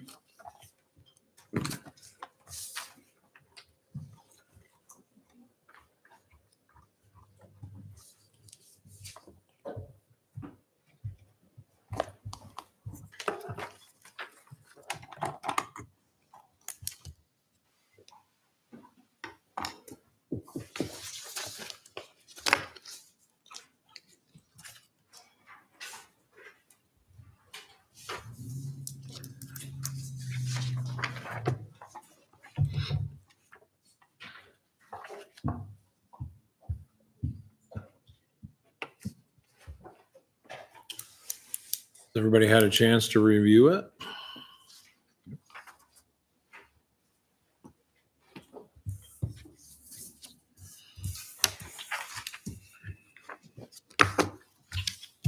Well, I guess we can at least get it to discussion. I would move to accept the L 4029 2023 tax rate request as presented. Support. It's been moved and supported to accept the 2023 tax rate request, also known as the L 4029, as presented, and obtain the appropriate signatures. Discussion.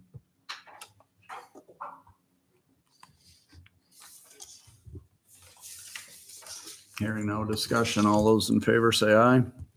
Aye. Opposed? Motion carried.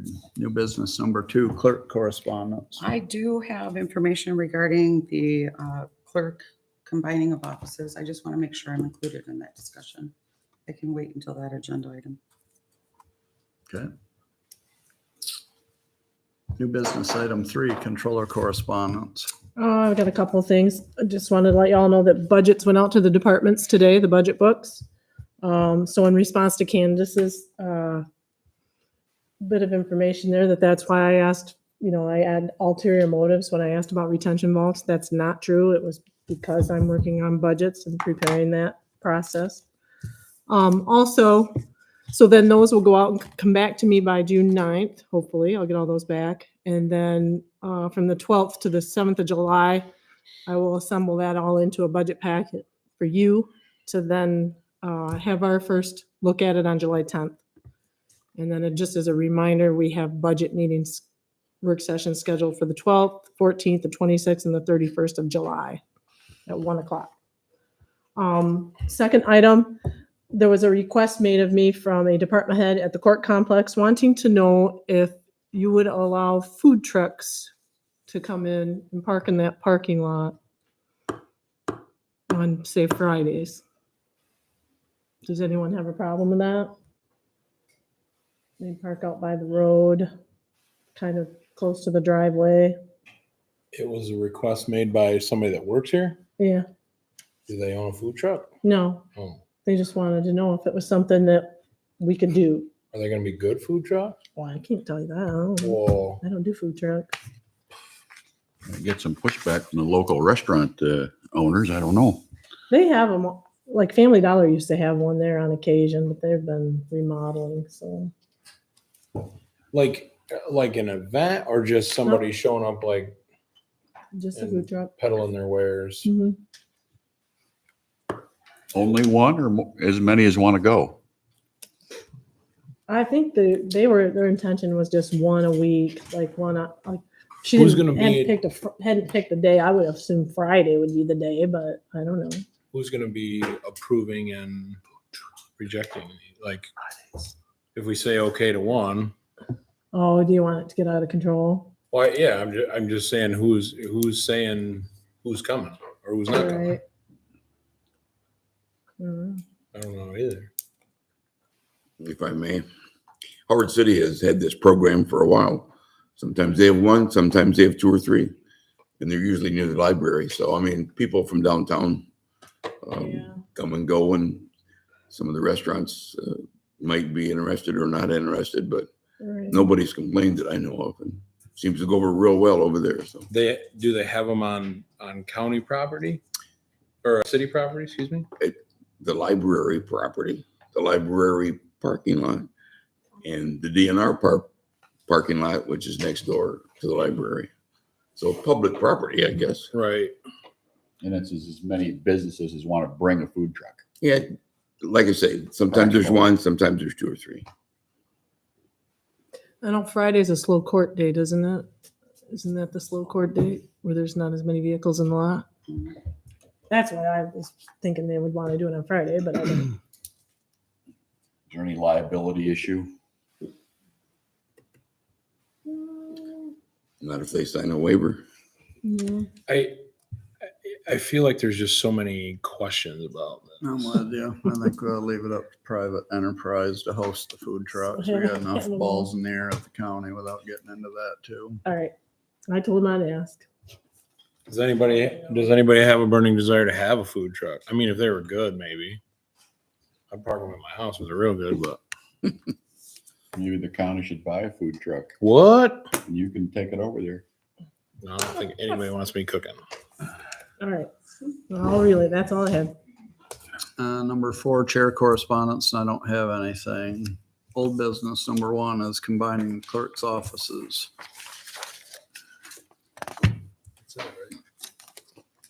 You want to go first, Chris? No, I prefer to go second, Okay. actually. So Is that me going first? at the last meeting, we had left it that we wanted some information, some other information about certain things. So I know we've got a schematic of square footage that was provided. What else do we know?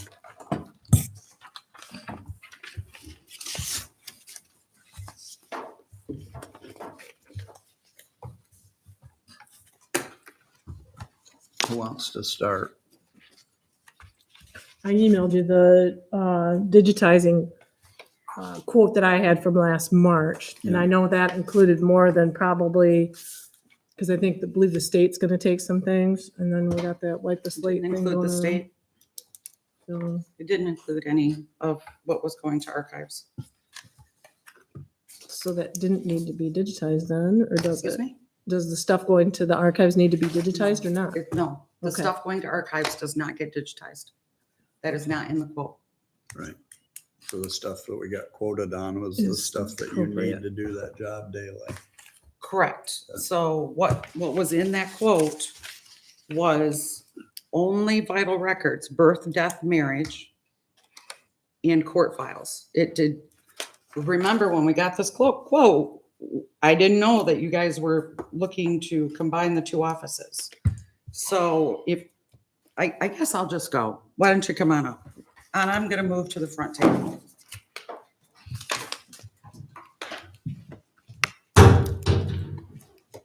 Everybody gets one. There's one for you, for Candace, and for Kennedy, and for the newspaper.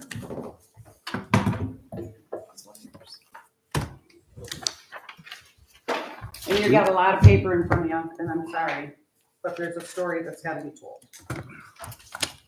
So when we obtained our quote from Graphic Services or Graphic Sciences, we were obtaining the quote to image and microfilm vital records, which have a permanent retention period. These are birth, death, marriage, and then the circuit court files. Anything prior to 1940, we had already been working with state archives, and we were in the process of having them come and take those files. So that's not included in that quote. So then when the problem comes in, when you want to now consolidate the 2 offices, well, there's a bunch of things that are missing. So if you look at the quote, this is what the front of the quote looks like, and you go to the last page, what is not included in this quote, there are no election records included in the quote. We have an entire vault downstairs full of election records. All of those would have to be digitized. None of the traffic control orders the clerk is required to keep are in this quote as well. There's no DBAs or assumed name certificates.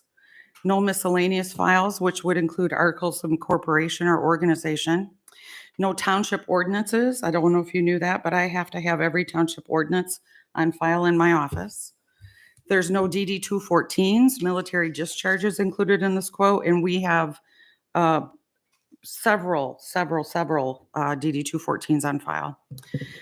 There are no notary bonds are included, no autopsies, no special deputy bonds included, no foreign deaths. None of our miscellaneous indexes are in this quote, and there's no PA 116 files included.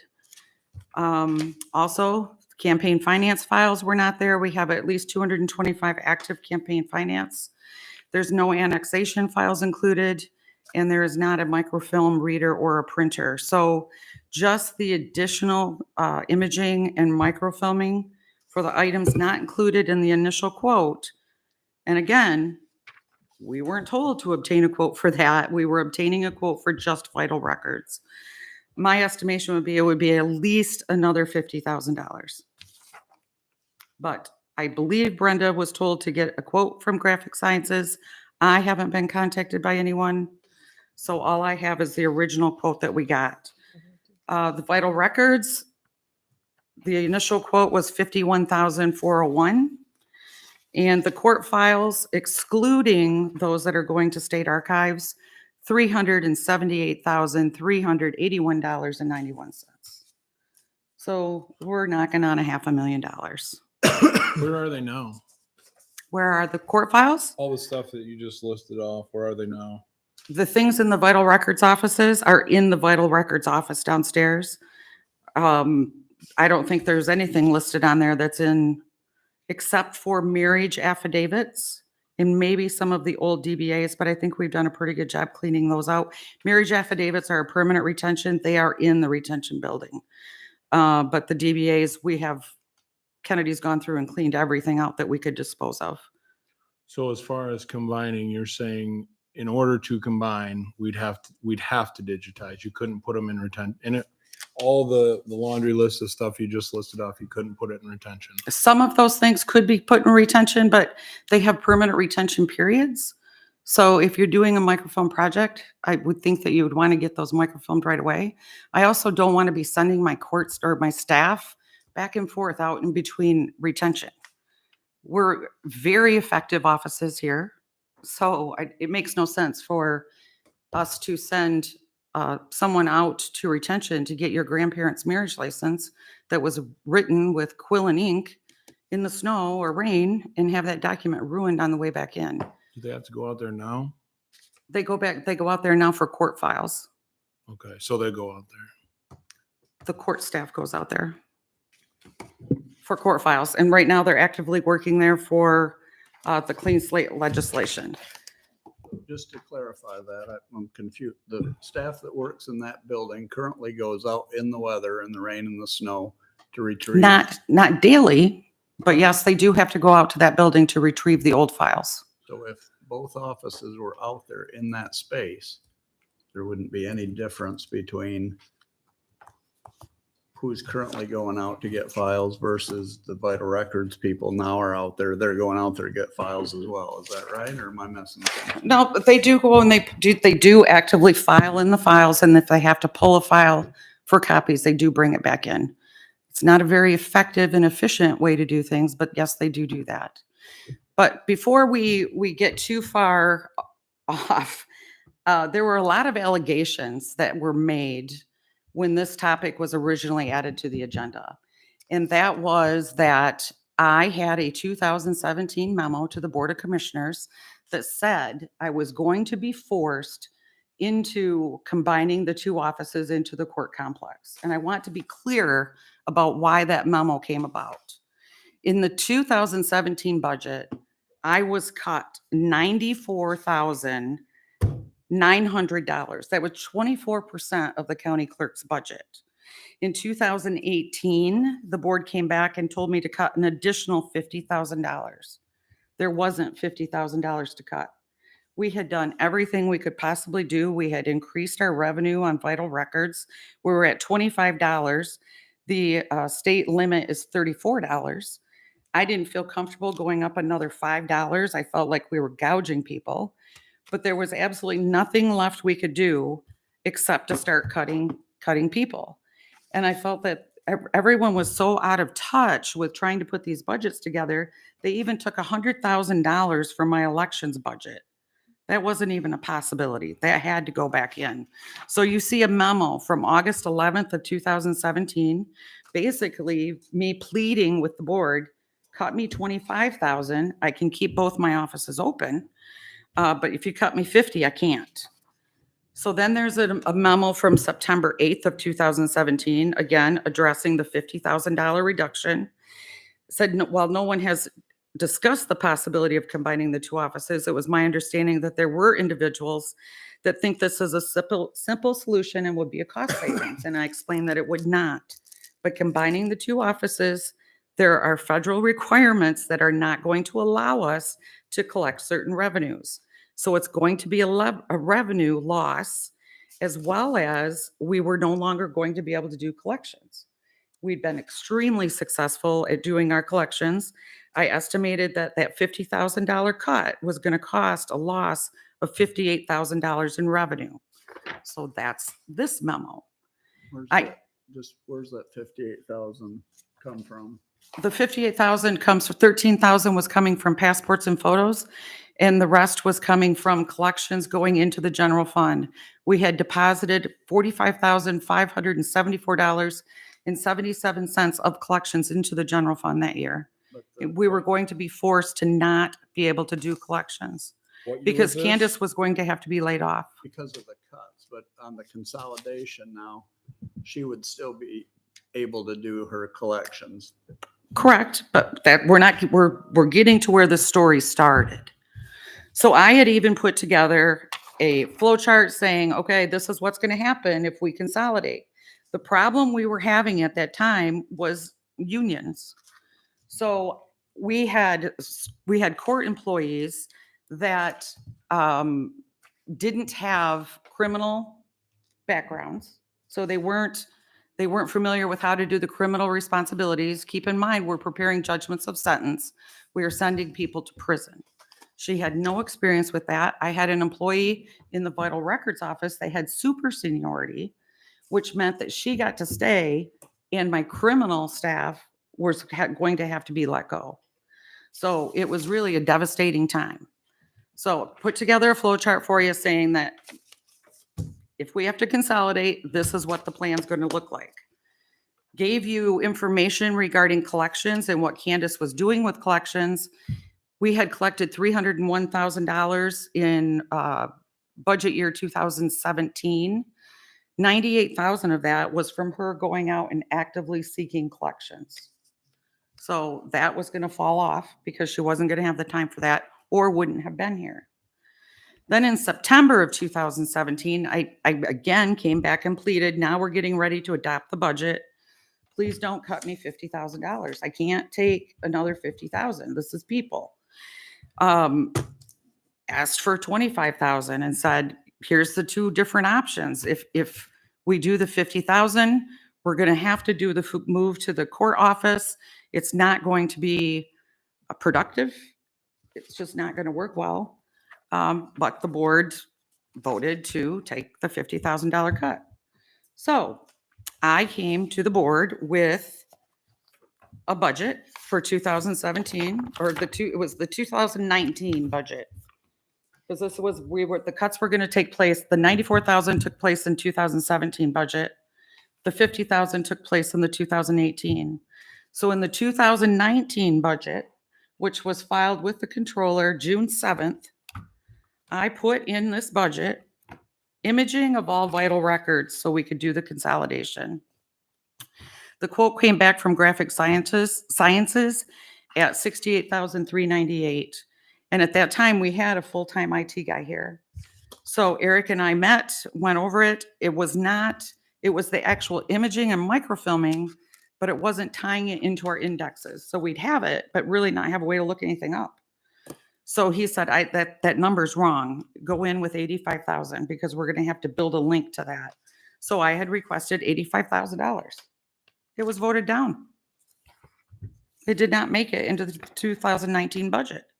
So I hear all these rumors that I didn't follow through with what I said I was going to do. I did everything I said I was going to do. I put it into the budget. When it's denied, there was no way for that consolidation to move forward. I gave you a copy of the state of Michigan's vital records fees. We balanced our budget on the backs of our constituents. We are the highest for vital record fees in the state. We're tied with Ingham County. We can't go any higher than $34. We're at $30. We're revenue positive offices, both of our offices. I just don't understand why you feel the need to come after the county clerk. And then there was allegations that, you could do juvenile court for $35 or $35,000. Juvenile court doesn't have the same retention period that we do. We are permanent. All vital records are permanent forever. We have back to 1837. Everything is in paper. Our court records go to 1867, in some cases 1850s. So I gave you a copy of our retention schedules. I'm not lying to you. These are real things. Do I think a consolidation could work? I think anything could work. I think that if that is what this board definitely wants to do, and I know you have the power to do it, I know you do. You have to give me the space and the staff and the money to run. But do I think it's the best thing for this county? I absolutely do not. So many things have changed in both offices. Elections now are just, they're awful. And we have so many local clerks that are new, that are struggling. Now they're resigning again. And the amount of time that it takes me to work with those clerks is, I can't even tell you how much time I spent with them before this election. Some did well, some did not. There's so much going on. The clean slate legislation. Did you know that we had nearly 800 felony cases suppressed? And there's still more coming every single day. And these girls are working their butts off, and then they go out to retention to pull files and suppress them. And they've got 25 boxes from an MSU storage room so somebody could have a photo op. Are you kidding? And they're left out in the hallway for weeks. And they literally had to move them. This is just not a game. I don't understand what is happening and why the clerk's office is a target. We run 2 highly efficient offices. These girls work very, very hard. They do not deserve to be insulted. What they don't deserve for a commissioner to come before a public board meeting and not tell the truth and say that he was in the office and that the employees couldn't get up around their big desks. He was never there. That didn't happen. I don't know what else you want out of our office, but what I will tell you is the controller has not talked to me about this. The maintenance director did not talk to me about this. I have no idea what's going on. I feel like with this board packet coming out and it being on the agenda, I'm just as blindsided because there was absolutely nothing in the packet. There was nothing for me to look at and go from. And the timing is so bad right now. And I asked the chairman for more time and was told no. So I literally had today to put this together.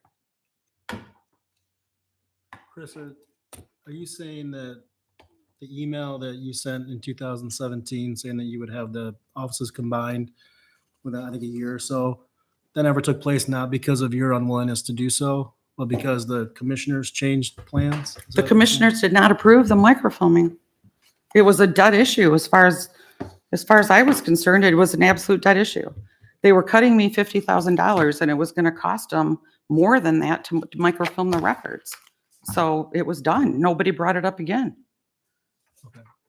So it's your belief that over the last several years that it wasn't necessarily a goal of this board to have those offices combined? At least No, you weren't aware I of it? feel like it's a threat that every time something happens or someone decides they don't like me, that's a great threat to throw out there.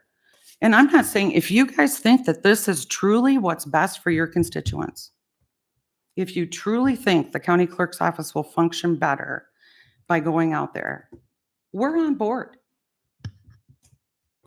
We're not going to fight you for it. I don't think it's a great idea. There's serious meeting space issues. I mean, I am probably the person that uses that conference room more than anyone else. Michelle, would you agree? I'm in there all the time. I'm training all the time. Instead of being adversarial with me, I would think that you'd be thanking me for making sure that your clerks know what they're doing and your election inspectors. But it's just, boy, I tell you, I don't understand what's going on.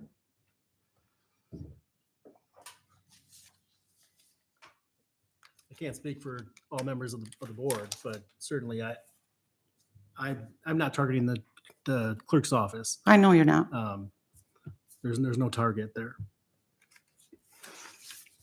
I feel like some of the board members have really done their homework and some have come and they have visited us and they have made my employees feel like they're important, that they have someone they can talk to and they're being heard. And even if those members were to vote to do something that we don't want done, at least they felt heard. The others have completely ignored us, have publicly made comments that are just awful. And it's just absolutely not fair.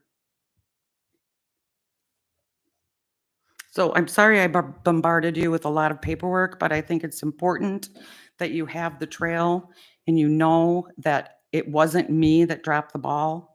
I did propose the imaging and microfilming. When it did not get approved, everything died. No one said another word.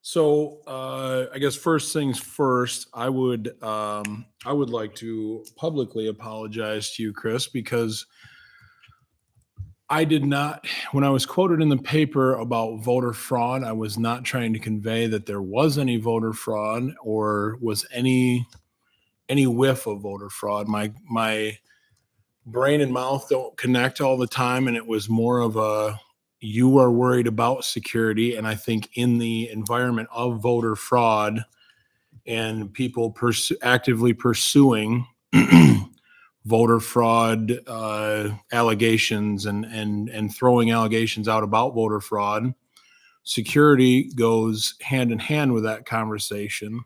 And so when I said that you were concerned about that, it was more you were concerned about security than voter fraud. So I apologize that that was taken the wrong way, or I said it the wrong way, but it was never meant to say. That was a devastating statement. Okay, well, I'm publicly And apologizing. I appreciate so that, but that's sorry. was as very far as I'm gonna devastating. go with that. As for all these 2018, 2017, that was 5 years ago. And when you say, oh, the commissioners dropped the ball, well, when I came on, we didn't get to say yes to everything that was in front of us. We turned down things all the time. Agreed. So yeah, you're right. We were trying to restaff offices and prop up other offices, and we said, okay, yeah, we'll kind of back off on this. But now I think we're in a financial position where we can afford this. You say it's $500,000.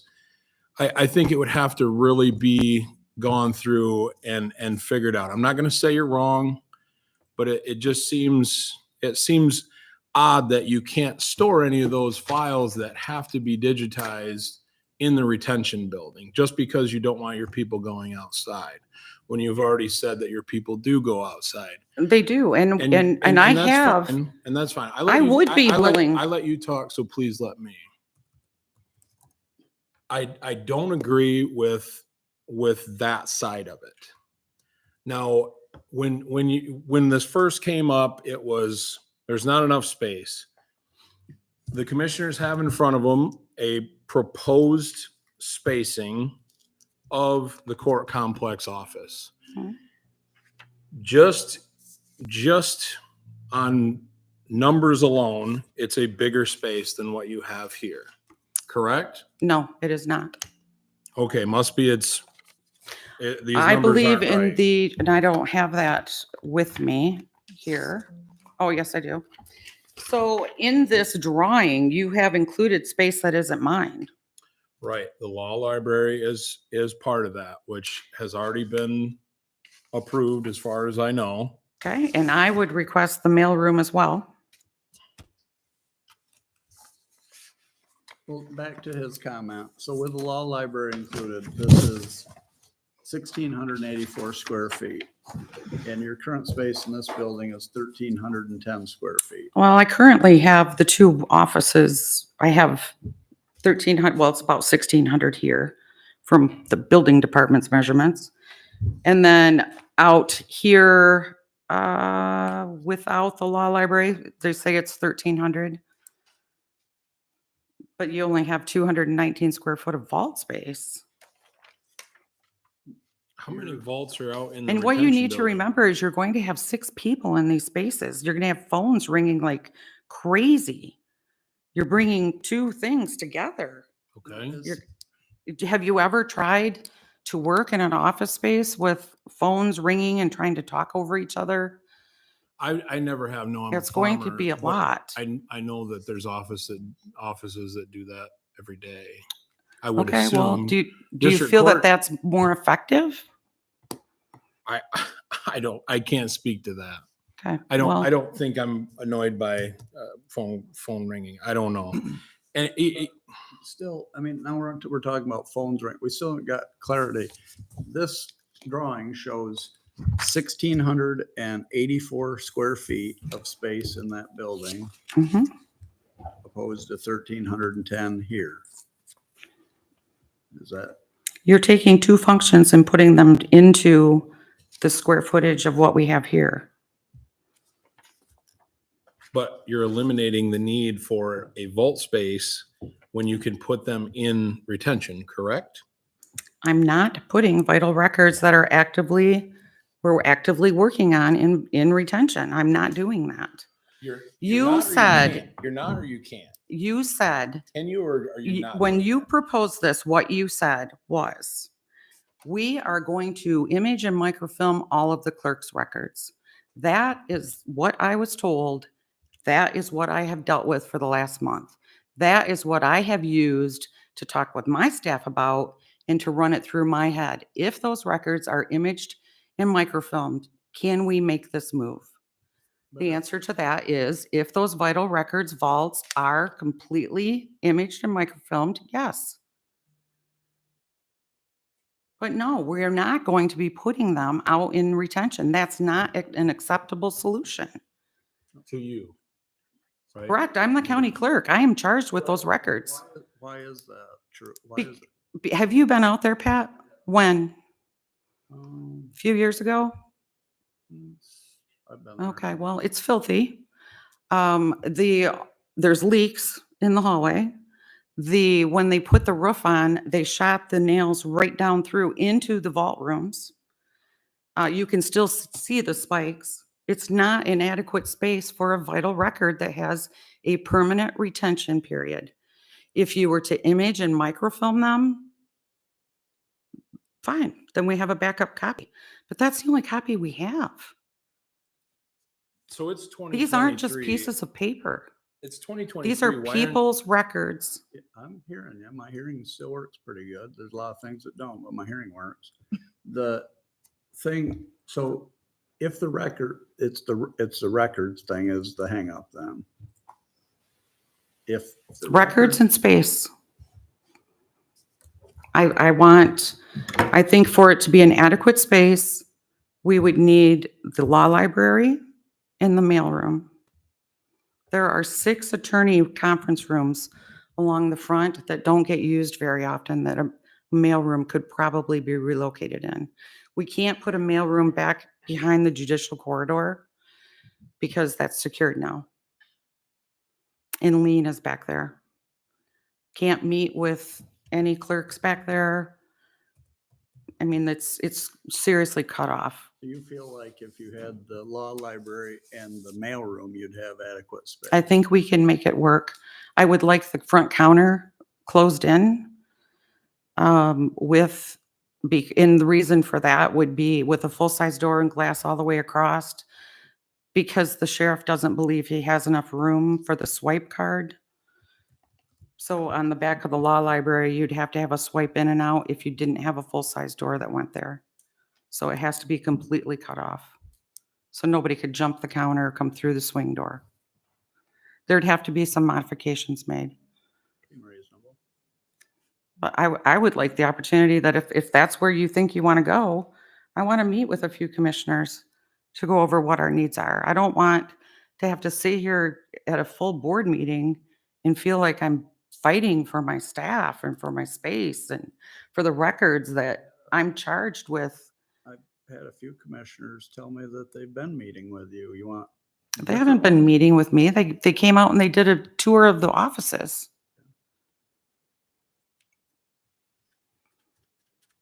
We're willing to work with you, but there's certain things we have to have. I want my staff to feel respected. I want to feel respected. And I want to feel like we're going to have enough space for what we need to do.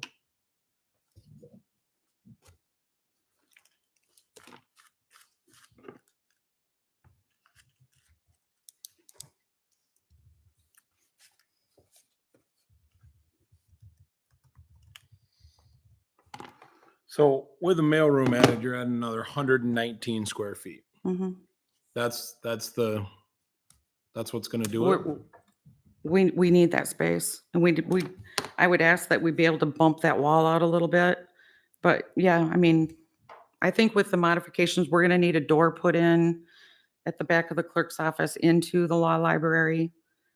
Some of those roller shelves will have to be removed and the track on the floor, but I think the cost savings from having to put swipes in is probably gonna be fairly significant.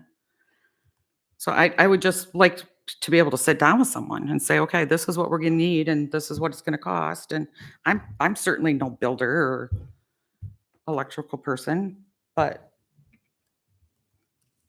we do need that space.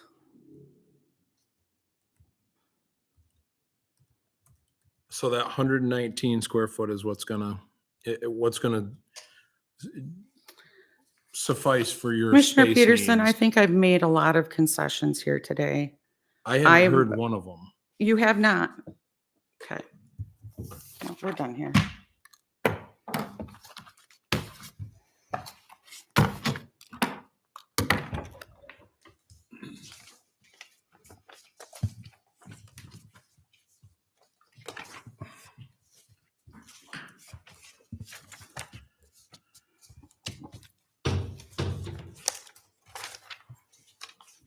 So since this has been my my topic, I guess I'll speak on it. At the end of the day, I believe that this move won't be nearly as painful as it's being made out to be. There will be growing pains, I'm sure. I've been subtly accused of disrespecting staff and disrespecting the clerk. In not so many ways have been accused of having an axe to grind, or however you'd like to say it. That couldn't be farther from the truth. This is a purely space-based move. I think that equalization is cramped in there. I've heard at least one other commissioner agree with that. Veterans Affairs, as Trevor has said, as far as I've been told, doesn't need more space per se, but they need more privacy. While interviewing some veterans, I know that equalization has people that come in the door as they do. And I don't think that's fair to the veterans or the Veterans Affairs Department. This is just, in my eyes, it's a lateral move. I understand there's more pieces to it and everything else. As far as going out to the court complex, I was never invited to go out to the court complex. I don't have the credentials to go walking through the court complex. As far as the allegation that I was not there, I most certainly was. I had a hat on though, so that may have been, they may not have recognized me, but I mean, my face was the same. I guess at the end of the day, with the records and not being digitized, that's a shame for us as it is. I mean, we have other counties out there that you can access records online. You can see things online, which you can't do here. That is not the fault of the clerk. The clerk I came don't think in. he's saying it is. I think he's saying it's a shame of the county. 'cause that we I should have- be- I 100% said it was a shame I don't think to the he's county. blaming the clerk. I think he's putting that on us. I think that the records, regardless of this move, need to be digitized. We're in 2023. I understand that, 2017, 18, 19, all this stuff was done and said and everything else. I wasn't here. I think 60% of us weren't here, 40%, 50%, whatever. I just think that this, if nothing else, the records need to get digitized. I just don't know why. I don't know why this is such a fight. This is nothing disrespectful. This is a lateral move to where if you go to our neighboring county of Gratiot, the vital records and the court are in the same office.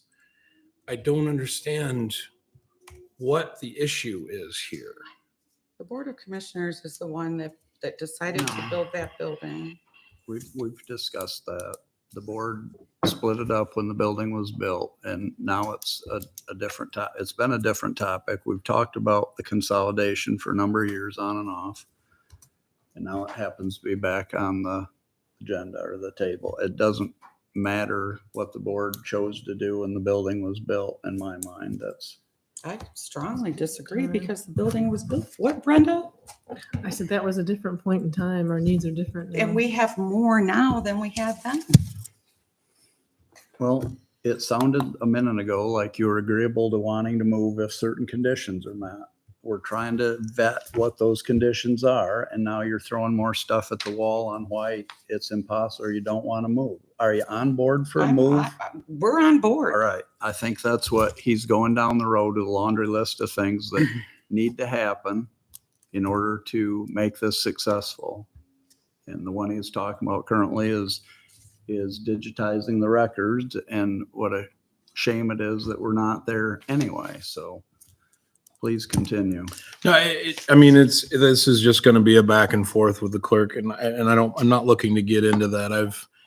I'm just of the accord that this needs to happen. I don't think there's any reason that it can't happen except for the records area is dirty, and we don't want to go outside. I mean, there's so many solutions to this, but it's just being fought at every single. Respect, Mr. Chair, when he sits here and says that the equalization is cramped and Veterans Affairs needs privacy, I agree. I have no qualms with Veterans Affairs, but how do you prioritize which departments need the most space? The county clerk is one of the busiest offices But I and most think diversified of all county offices. I think what we're butting heads at again is that there's potentially a viable solution on the table that gives you the space that you need in one location. And frankly, all of the discussion about this seems to be exactly what you find the most fault with in this building. You don't like the security in this building. Let me talk, please. Okay.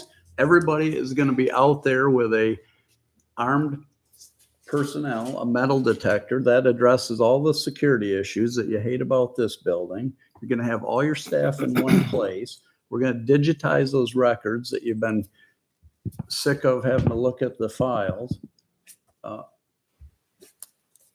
What am I missing? I want to be clear about what security I requested. So we sat in department head meetings and we talked about security. And the biggest piece of the security that we didn't like was that we had individuals that did not have ties to this building. They had keys.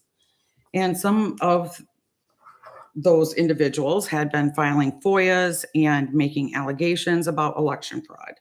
So I did not feel that anyone, regardless of who they were, should have a key to get into this building unless they were working here. So that was my main complaint. I had always said this building was never going to be able to be secured the way the court complex was, nor did I want it to. I have people that have CPLs that carry when they come in and they do their renewals. But what I did express concern about was that Mark Sabin used to do a safety training for all county employees. So why couldn't we do that? I want my employees to know that, let's see. Didn't you already schedule? I want my employees to have active shooter training. I wanted them to know where to go, where to hide, how long to stay. I want them to know that if someone, what to do if somebody comes in and demands money. I want them to be aware of their surroundings and what they do if someone's following them. How is moving out there going to impede that? But you're saying I had security concerns. These were my concerns. But this wasn't unrealistic. Moving out there addresses all of those. So what you were saying is that no one in this building should express anything, well, basically in this county, should not express any concern, because if you do, you will be chastised, bullied, gaslighted, you name it, Is that and what I- who's going to be next. Is that what I'm doing to you? I feel like, yes, because you're not letting me explain what I wanted for my staff. Everything that you, Active shooter is going to be addressed out there. Didn't our controller already schedule 2 separate safety Why do training? you think? Who requested them? So what is the issue?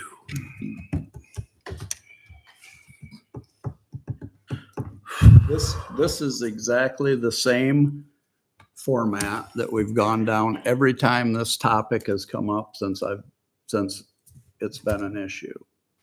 It is throwing this, that, and the other thing at the wall to where we can't get any consensus. I mean, 5 minutes ago, I thought we were going down. It's the same thing. There's never a good time. There's never the right reasons. It just, you don't want to do it, and it just isn't.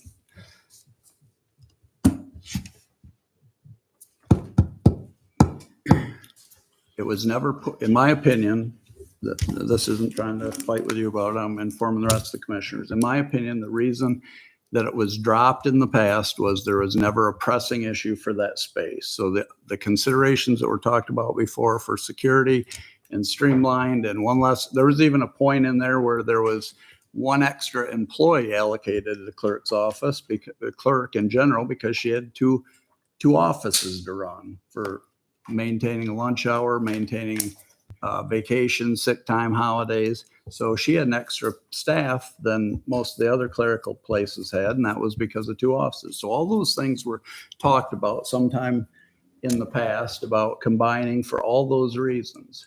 But it was never because the space was needed. And I think that's why it got dropped mostly over the course of those discussions. The freeing up that space in this building on 2nd floor wasn't an issue. So we dropped it.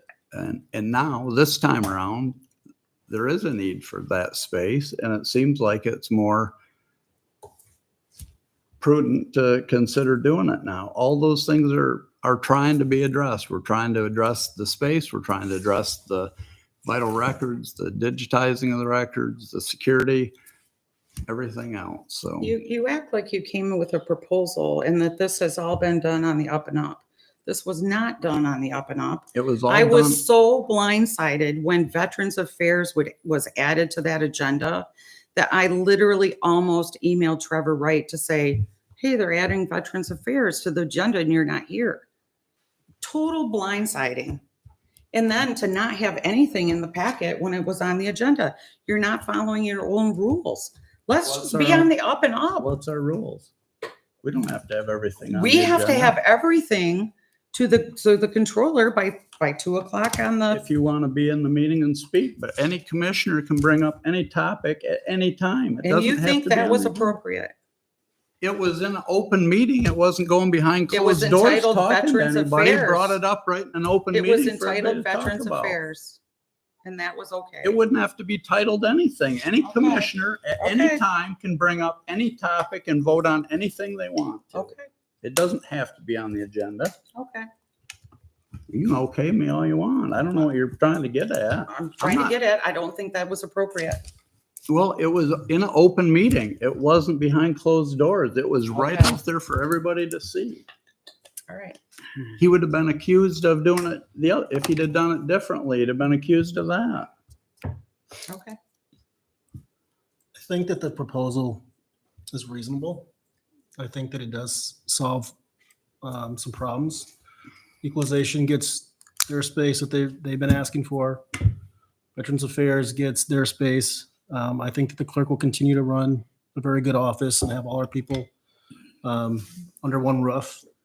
I do wish that this was done differently. I think that the county controller should have had a bigger hand in this, and that certainly the department heads should have been a part of this, and that we should have had them come before us. I would have loved to hear from Trevor. I would have loved to hear from Deb. I would have liked to hear from Chris in a manner where she didn't feel that she was blindsided or attacked. I think this could have been done much more collaborative. And I think that Chris would have felt more valued, even if she disagreed with it. At least she might have felt more valued. I think that her employees would have felt more valued because I think they're not feeling valued. And so I'm actually for this proposal. but I hope that we've learned that we need to collaborate with our department heads and our elected officials when we're making big decisions like this, because they're a big part of it. I mean, they're a huge part of it. And it's a whole lot easier if we're working with them instead of trying to drag them along and having them feel like they're not, I guess, valued. And I can, and I don't disagree with you, I guess. It was my brainchild to bring up when I did. And the only purpose for bringing it up when I did and evidently blindsiding something that had been talked about at least 3 times prior that I can remember, was that I did not want to be accused of going from commissioner to commissioner and saying, hey, this is what we want to do. Let's just do it. I wanted to get it out in the open right away. I think if it would have been a blindside or an ambush, I would have made the motion right then and there, stuffed it through. No, how you doing? Nothing. Just there you go.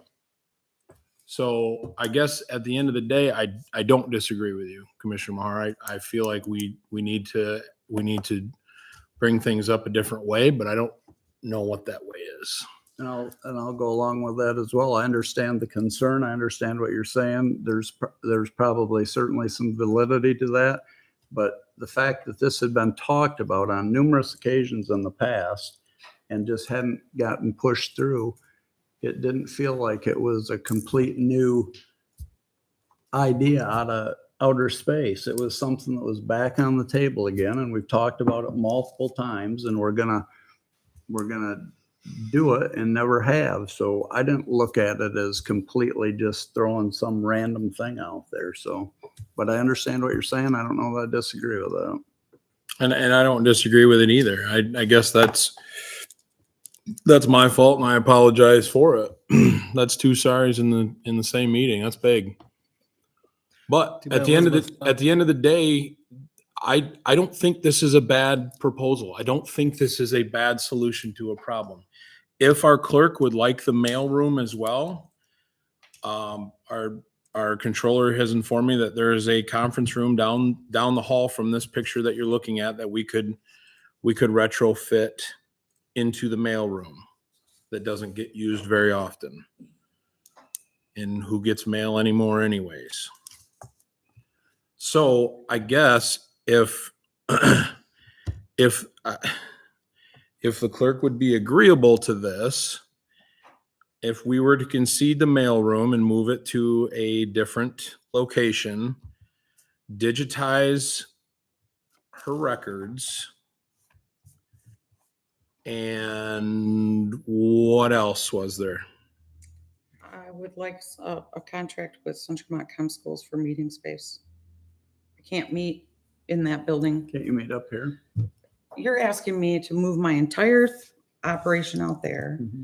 They're going to bring all their stuff there on election night. Then you want me to take it down cement steps, which you haven't modified at all for our judge, load it into my vehicle, drive it up here, drag them in, and then come up to the 3rd floor. No, I want to just be out. Just move me out there. Give me a budget for, I can go across to Central Montcalm, back right up to the door. I mean, we're talking moving 2 pieces of voting equipment. We have the containers that go with it, all of the supplies. This isn't just a little carry this pack to a meeting. How do you move them now? I load them onto a cart and bring them upstairs. And you can't do that. In that building, there's nowhere to meet. Like Commissioner Carr said, you can't do that here. No, I'm not going to do that here. You're not going to, I or you think that's can't. a lot to ask. When you move me out of a building that I have to bring everything back here to hold meetings. But you could take it to Central Montcalm Schools. At least I would be on one floor, getting back right up to the door. And what would a contract with Central Montcalm Schools look like? Oh, their rental fees, they've been pretty good about when I've had to use them for recounts or big training. And you would just like to do this when you have recounts or For the board of voter? canvassers to Okay. meet. Because they're timed. So like I have to meet on certain days for those.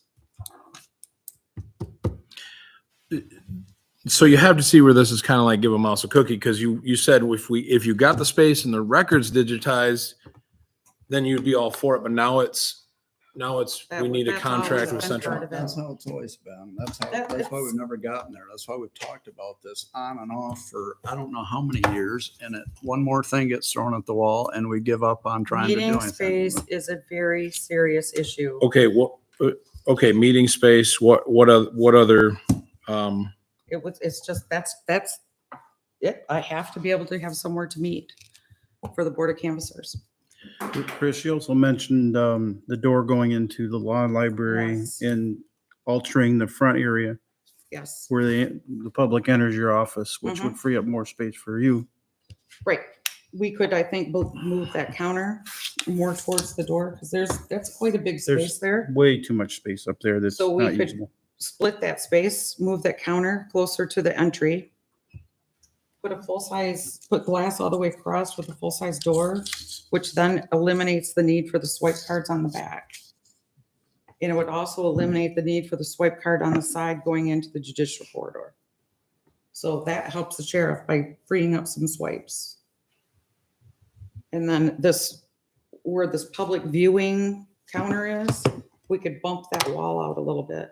That's why I asked if it would be nice if we could just meet with somebody to say, okay, these are the modifications. I do have some concerns about if there are enough electrical and network connections out there because they're already running power strips. So I'm not sure that we have all the power that we need. So I'd want somebody to look at that. But they're not crazy modifications. It's just, Oh, there's a few I think things they're we would reasonable. have to do. So those are your terms, correct? Correct. What is your time frame? It's all going to depend on graphic sciences. I was guessing maybe around September-ish. I have an August election and I'm going to have a November. September would be good timing for me if graphic sciences could get in here. So end of September, first part of December, or September, which one? Just September? Is that to start to move? Is that to start to move or Sciences is to? going to be the one that determines when that is. I don't know what their schedule is. But if we could move sometime in September, that would be the most helpful for the election Well, schedule. I guess in my mind, I thought maybe like a January 1st deadline. You have until January 1st to get out there. It doesn't have to be a one-day move. I think it could be. So you're not hiring anybody to help us move? Commissioner Mahar actually said he was going to move all the boxes himself Okay, cool. for a workout. What a guy. Obviously, there will be maintenance people that can move. If it proves to be too big of an undertaking, I'm sure that 2 men in a truck can be called. So are we utilizing the desks that we have here as well as what's currently out there? I mean, I'm just wondering how this is all gonna work. I'm really trying here. I would assume so. I think there's going to be some details that will probably have to be worked out over time. And I don't disagree with that, but I mean, electrical sockets, desk size, I just don't think at this juncture we're where we need to be. I guess at the end. About electric isn't, Well, If you a end big up deal. making a motion that addresses every one of these concerns for outlets and desks, I won't support it. I'm just telling you now. If it's a generic motion that in concept moves the clerk's office, I can go along with that, but I'm not going to go on with every little piece of this having to be done or else. Can you? well, I'm not saying that. I'm just saying that I'm not sure there's enough electric out there. I'm just telling him for what he's planning to make for motion that I'm not on board with guaranteeing every possible scenario that is being thrown out there right now. If it's a in concept motion that we move, consolidate the two offices with some things to be finalized, I can probably be on board. Could but- you concede the space and the digitizing? Would that, No, I think there's some digitizing that has to happen to do what they're currently doing here in this building. And I think there's some of those records that we can find a suitable solution to guarantee their safety and they're still stored. But I don't believe that every possible thing needs to be digitized right now. I agree with you that sometime in the future, as we can get it digitized, that's the way to go, certainly for space issues. But I'm not interested in making sure that that's part of this motion and it all has to happen or else, because we've been down that dead end road already with this. My concept of it is they go out there with the same number of staff that they have, the same number of space, the same tools that they currently have. We're not asking them to give up that staff person. We're not asking them to do without. And it's not going to be harmed. It's going to be a lateral move, or maybe possibly better for some security and some other. It's a newer building. It's on one floor. I can't see how it's going to be not an improvement for them. But I'm not going to vote for something that tie bars the moon to it or else, because we're going to be right back in here saying, well, I'm not moving because this, and this didn't happen. And I got you guys on record saying that this is all going to lay right out perfect and else, and we're going to be right down in that same place we've been. And frankly, it's our call to make. So, and I don't disagree with that. I'm just trying to keep the peace as best I can. I know. I want it to be. I want people to be involved and to buy in and feel good about it. But that's all I'm gonna say. I think initially and I don't really care if it's part of the motion or not, but I think initially we at least do the original quote. It was 50-some thousand. And then I think as a board, we commit to, over a period of time, doing our best to digitize as many records as we can. I do think we need to start going in that direction. And I don't disagree with you. And I guess there's, and rightfully so, there's a lack of trust on both sides of this issue. I mean, it's very rightfully so. But I guess as a board, if we're committed to doing better by our staff, we can say, we're going to move you out there. We'll get you the space you want. We'll get the records digitized, but we got to get you moved out there first. But I kind of have to agree with Pat. I can't make them. I'm going to be here until midnight making a motion of, we got to have this done and that done and this done and that done. That's fair. So I guess at the end of the day, we just say we're moving her out there, and on good faith, she's going to have to say, this is what you guys have to do, and we just have to do it. I don't think that we're in the same spot as we were in 2018, where we're balking at $68,000. To a public comments point out, earlier, I think there's other things we can spend our money on, but again, digitizing those records, we are in 2023. We need to move forward with that. I don't think that this is even a board versus clerk issue. This is we need to do this for the constituents.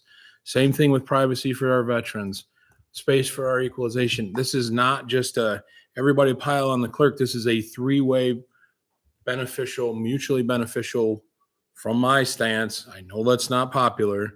It's a three-way mutually beneficial move. I just don't see any way that it isn't. Yeah, I was agreeing with Pat. So I would make the motion to move the clerk out to the court complex. The clerk's vital records office moved out to the court clerk's office. I'll support. It's been moved and supported to move the county clerk's operation here to the vital records operation to the circuit court clerk's office and combine the two offices in one. That it? I think so. Discussion. Mr. Chair, Sure. were we tying a time frame to that of January 1st or something, or? That motion didn't have one. That's what I'm asking. That was talked about. That's not, it's So not in that the mean we motion. we could leave it open-ended and then, yeah, we agree to do it, but when are we gonna do it? That's why I'm going there. I mean, I think there needs to be time. It's not something we can do in a month, I don't think. But I agree. I think it needs to be done probably. I'm not opposed to this at all. But I think things have to be worked out and get it moved out there and get things done right. And also, going back to the climate controlled retention room, I was kind of surprised when we went in there the other day and we opened the door and there's leaves all down the hall and the ceiling tiles, half of them down the hall are missing and there's water stains all over them and stuff. Where's that water coming from? Where's it leaking? Is it from the heating system? Is that dripping or is it leaking through the roof or? I I agree don't know, were with there any you. wet spots on the floor? What's I don't- that? Were there any wet spots on the floor? I didn't. No. I've never seen that. No, but the ceiling tiles are missing up there and there were stains on them Well, I and think stuff from water leak. Doug That's why I don't said know where that, it's I'm coming pretty sure from. Doug said that it was old, that it was That's the something, past he damage. gave us an explanation when we were there. And the leaves come in when someone opens the door and they Yeah. don't show them back out. That was the only other thing I thought about security. Somebody gave me We send people out to there to get records an- Doug wasn't- and it's secure getting in the front door. But who's to stop anybody from getting out and back in the parking lot or around that building? They're out in the open. Anybody could run out there and do anything. I mean, Maybe we connect them. What is it, 10 feet? I thought of that. I thought that was probably not a bad idea, just for security 10 reasons. feet with an offset because the hallway comes out Yeah. to the one side. But maybe that's a reasonable thing to connect them. Was there a reason why we didn't connect them when they built it? Fire Was it retention. fire? Because that's a firewall. I mean, I'm not opposed to any of this, but this ball needs to get rolling. I mean, But, that's fine if we get halfway through this and the clerk says, hey, we need that closed in. Okay, fine. I mean, we have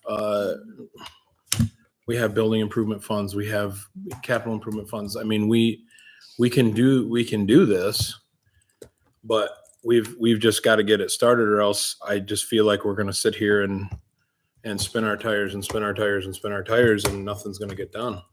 And we're still going to have people walking past veterans while they're trying to talk about their problems. And I don't think that's fair. Any other discussion? Go ahead, Ron. It appears to me that it would be easier to run an operation if the clerk and all the staff was in one facility. But the problem I see is the facilities that we have are stretched out and utilized for so many different things. There's so many, you can talk square feet all you want, but there's certain things that are down here that I can't hardly see incorporating out there. Now, if everything's digitized, that might make a big difference. But the way things are now, it's going to be an impossible and very expensive program to move everything. If it's digitized and if they're all in one spot, I can see that it might work. The biggest problem is in the 90s, they designed a program for the clerk for the courts. And that was what that operation out there is for. Yep. Now we're trying to pile on all these facilities here into that box where the clerk of the court was.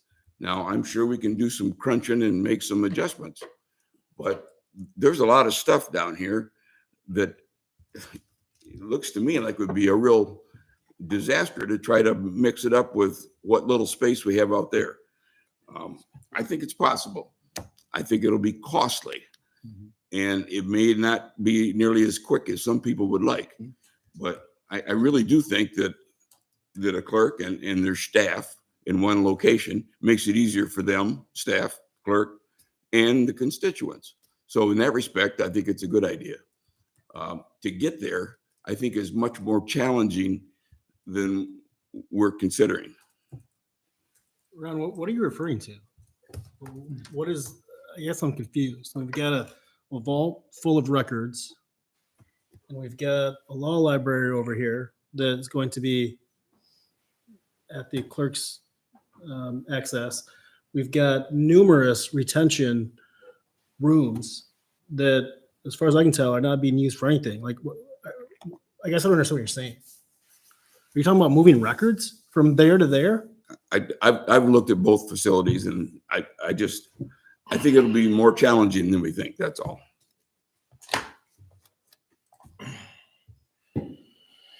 Any other discussion?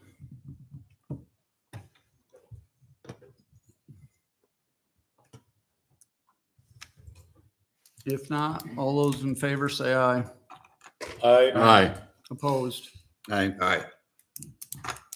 Let's do a roll call.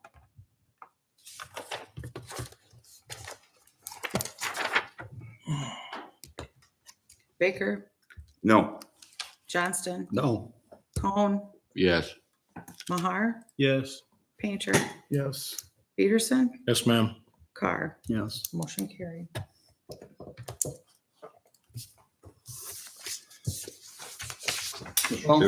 Yes.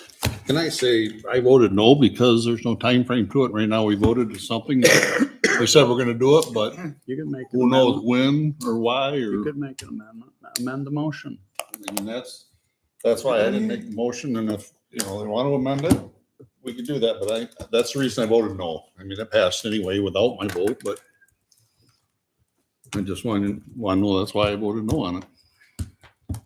I would like to have an end on it, and we're gonna move forward and get it done. That'd be a simple enough fix. You could amend the motion to include a time frame. But I mean, it's fine anyway. It passed, so I guess it doesn't matter. It's irrelevant. I just want people to know why I voted no on it. That ends old business, public comments.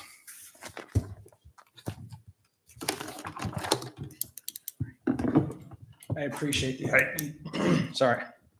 I appreciate the idea about connecting, sorry, retention to the building. Sorry. As far as safety is concerned, there's more than just the front door. Within the last month, there was an inmate found in the back parking lot loitering. When you put the employees traveling back and forth between retention and the court complex, you're opening up that entire court complex to the safety issue. Unless you're going to staff it with an armed guard in the back parking lot until you connect that building, you're putting everybody, including the judges, the magistrates, and the employees at risk. If that happens, this board in this county will be held accountable for injuries or possible death that may occur because of that. You have to remember that not everybody comes through the front door that wants to intend harm. And because that parking lot is open and because the inmates leave that jail on a daily basis, they are found loitering. And if they want to do harm, all they have to do is take an employee to make it into that back corridor. I would hope that you would consider that when talking about security. It's not everything that comes through a front door. You have to realize that there are back doors.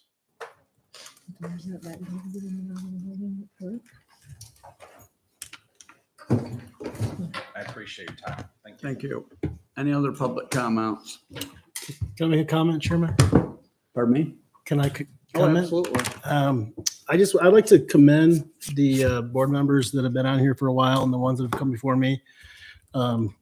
This audit, obviously just shows what a good job we've done over the years in getting this county in a place of financial, responsibility. And, I've been with the county a long time as an employee, and I went through some really bad times.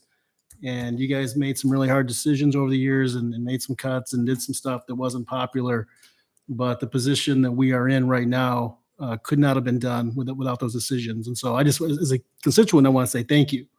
And then secondly, I just want to implore this board. We made a decision tonight, but there were some stuff that were left out of that motion, as far as the mailroom, some digitizing. I just really hope that we have some conversations with our clerk and that we do as much as we can to make this move as easy as possible and to help her out with it.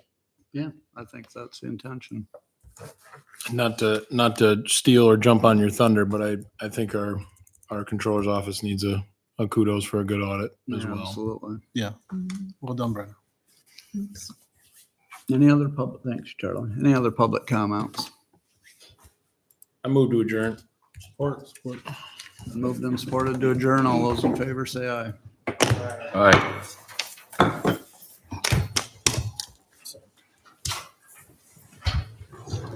Yeah.